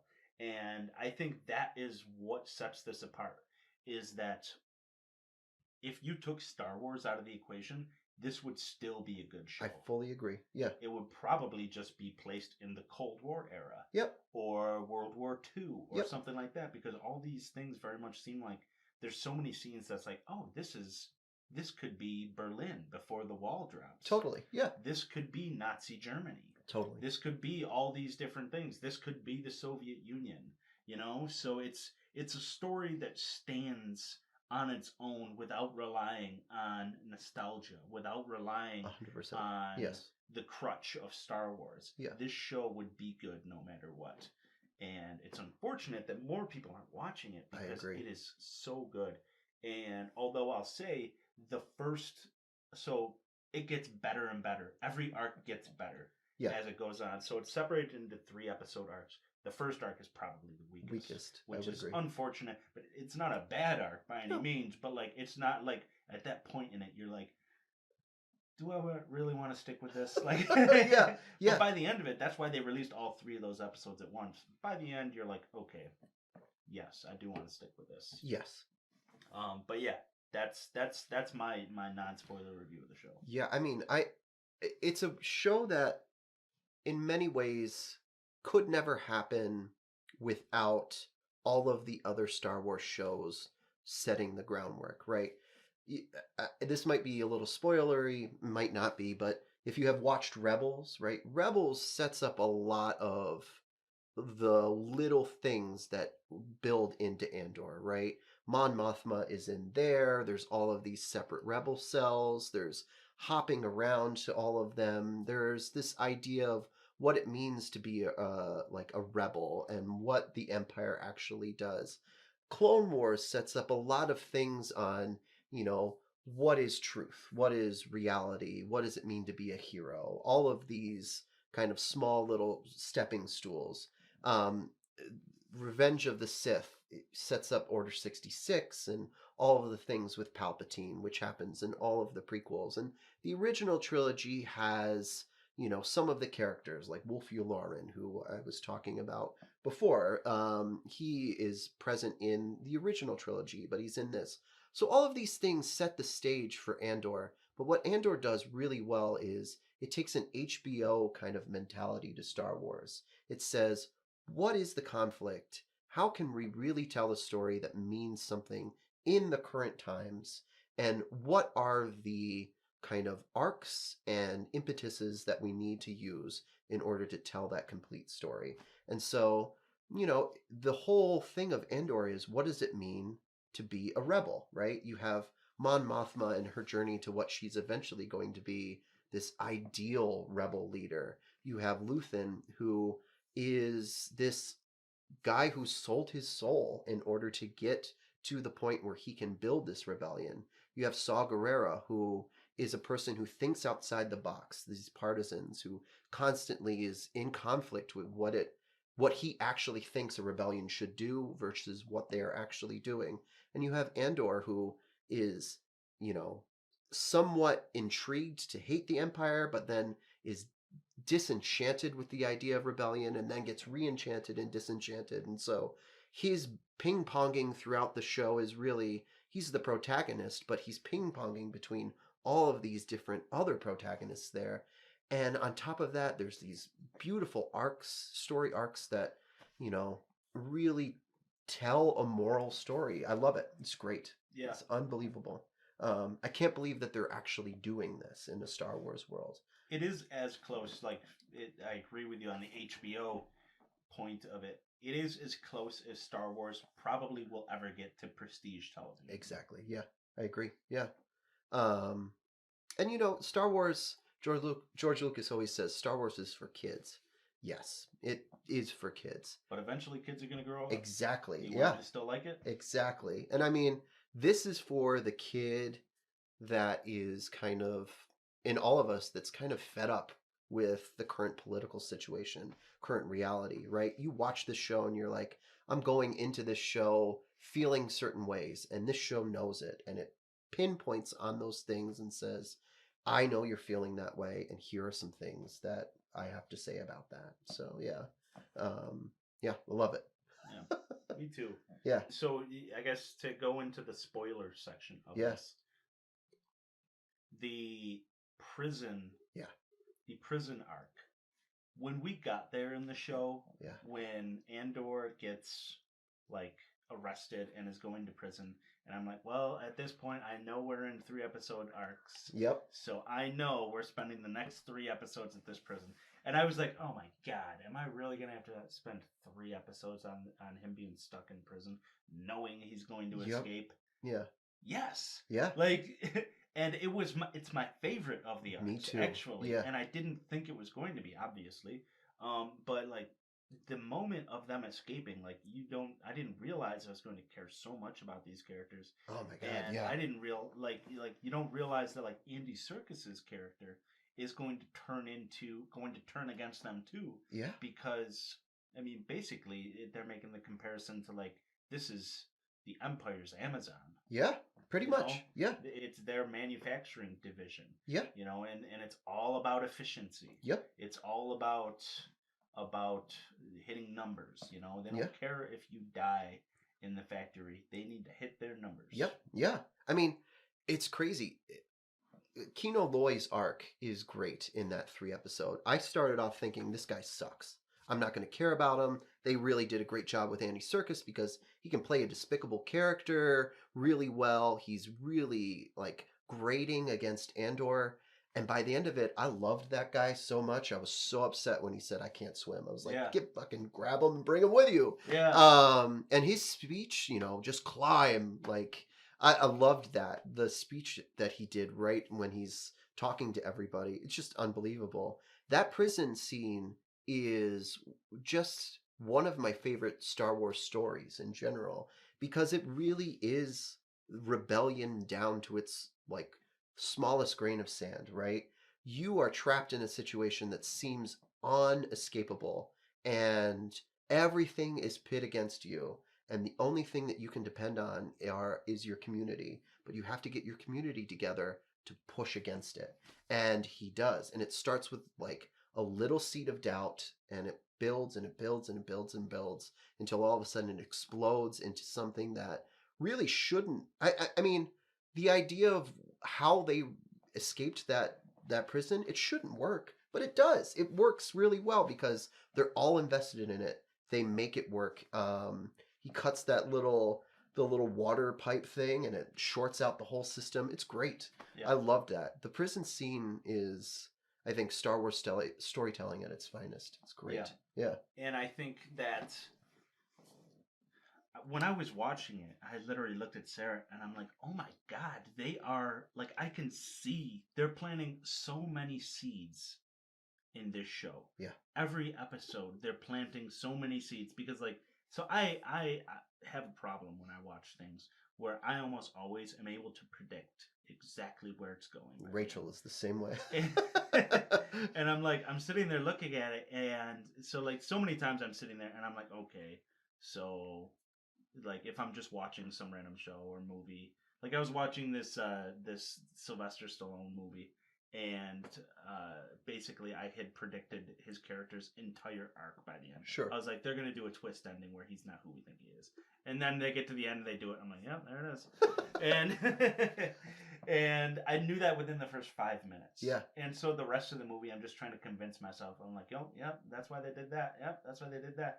But with this show, I'm looking at it and I'm like, you see that they're planting these seeds, but you see that it's like, oh my God, they could go they're planting so many seeds right now that they could go in so many different directions. Yeah, it's incredible. And just like me working out in my head, like all the places they could go with this is fun. Yeah. It's like, oh my God, so they could do this, they could do this. I hope they do all of this. Yes.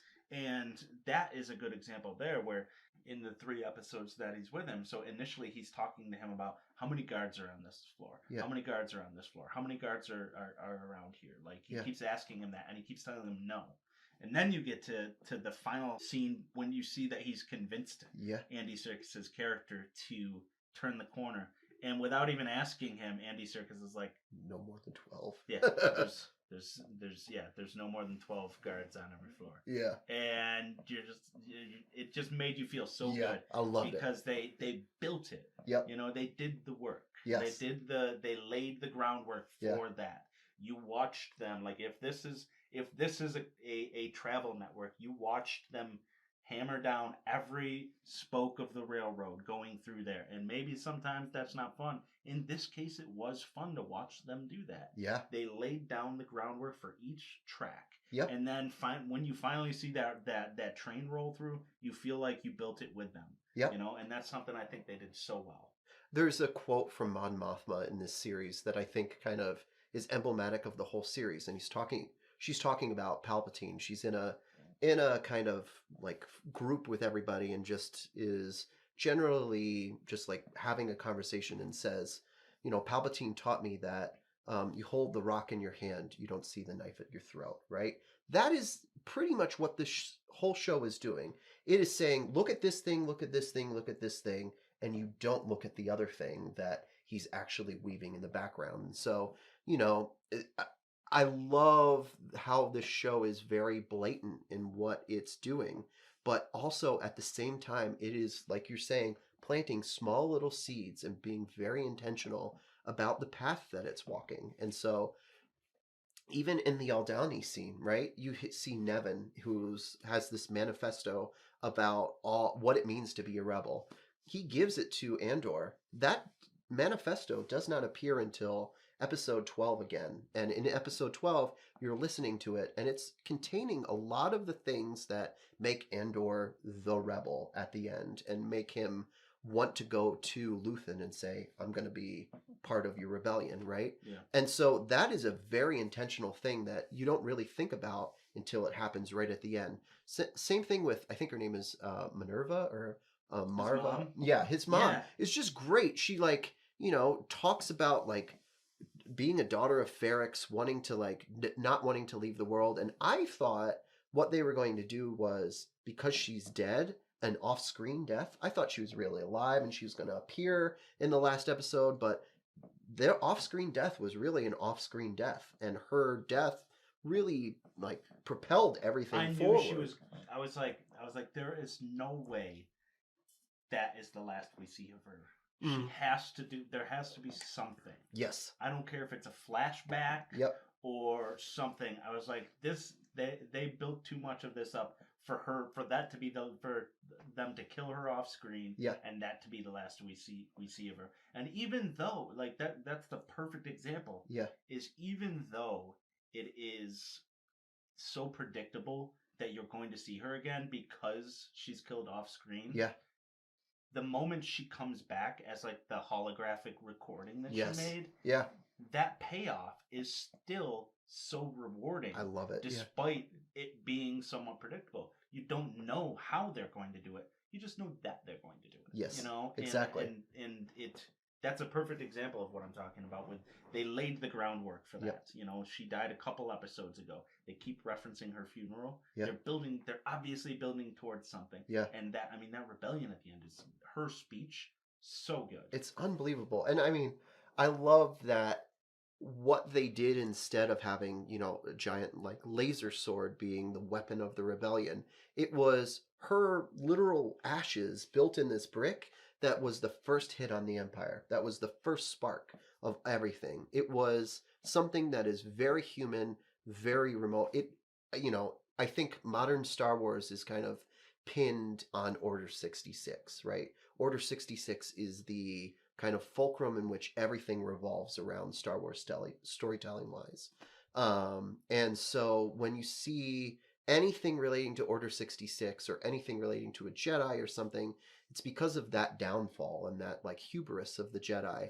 And so to have the spark of the rebellion on this planet be, the ashes of this woman is really, really great. And that's the hope that is represented in A New Hope too, right? It starts with somebody really small, right? And it builds up into something really big. I love it. And, this is all small battles. The big battles are in the movies, right? Endor, Hoth, Yavin 4.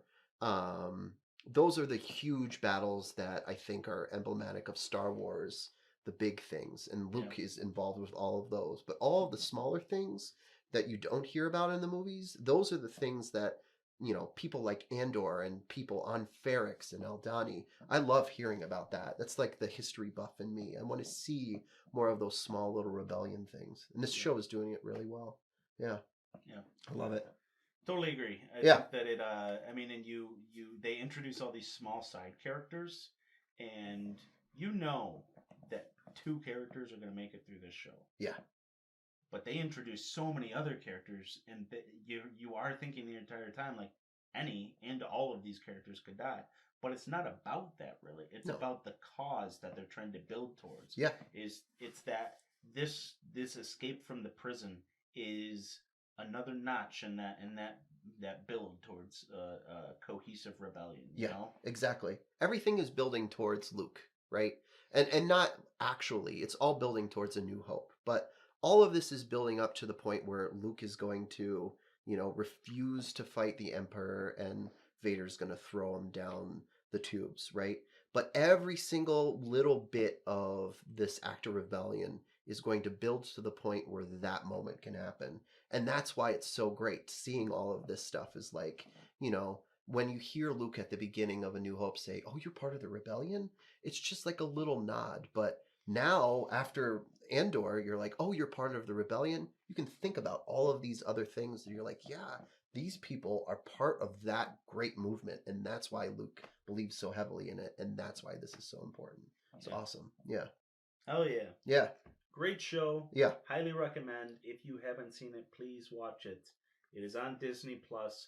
I also heard they're going to start airing this on network television. Yeah. Because they just want to build that audience. Apparently, the audience viewership has not been that great. Yeah. And they're already shooting season 2, but I guess that they were hoping to do like 5 seasons of it, and now Yeah. they're just going to wrap it up in 2 seasons, Yeah. which is unfortunate.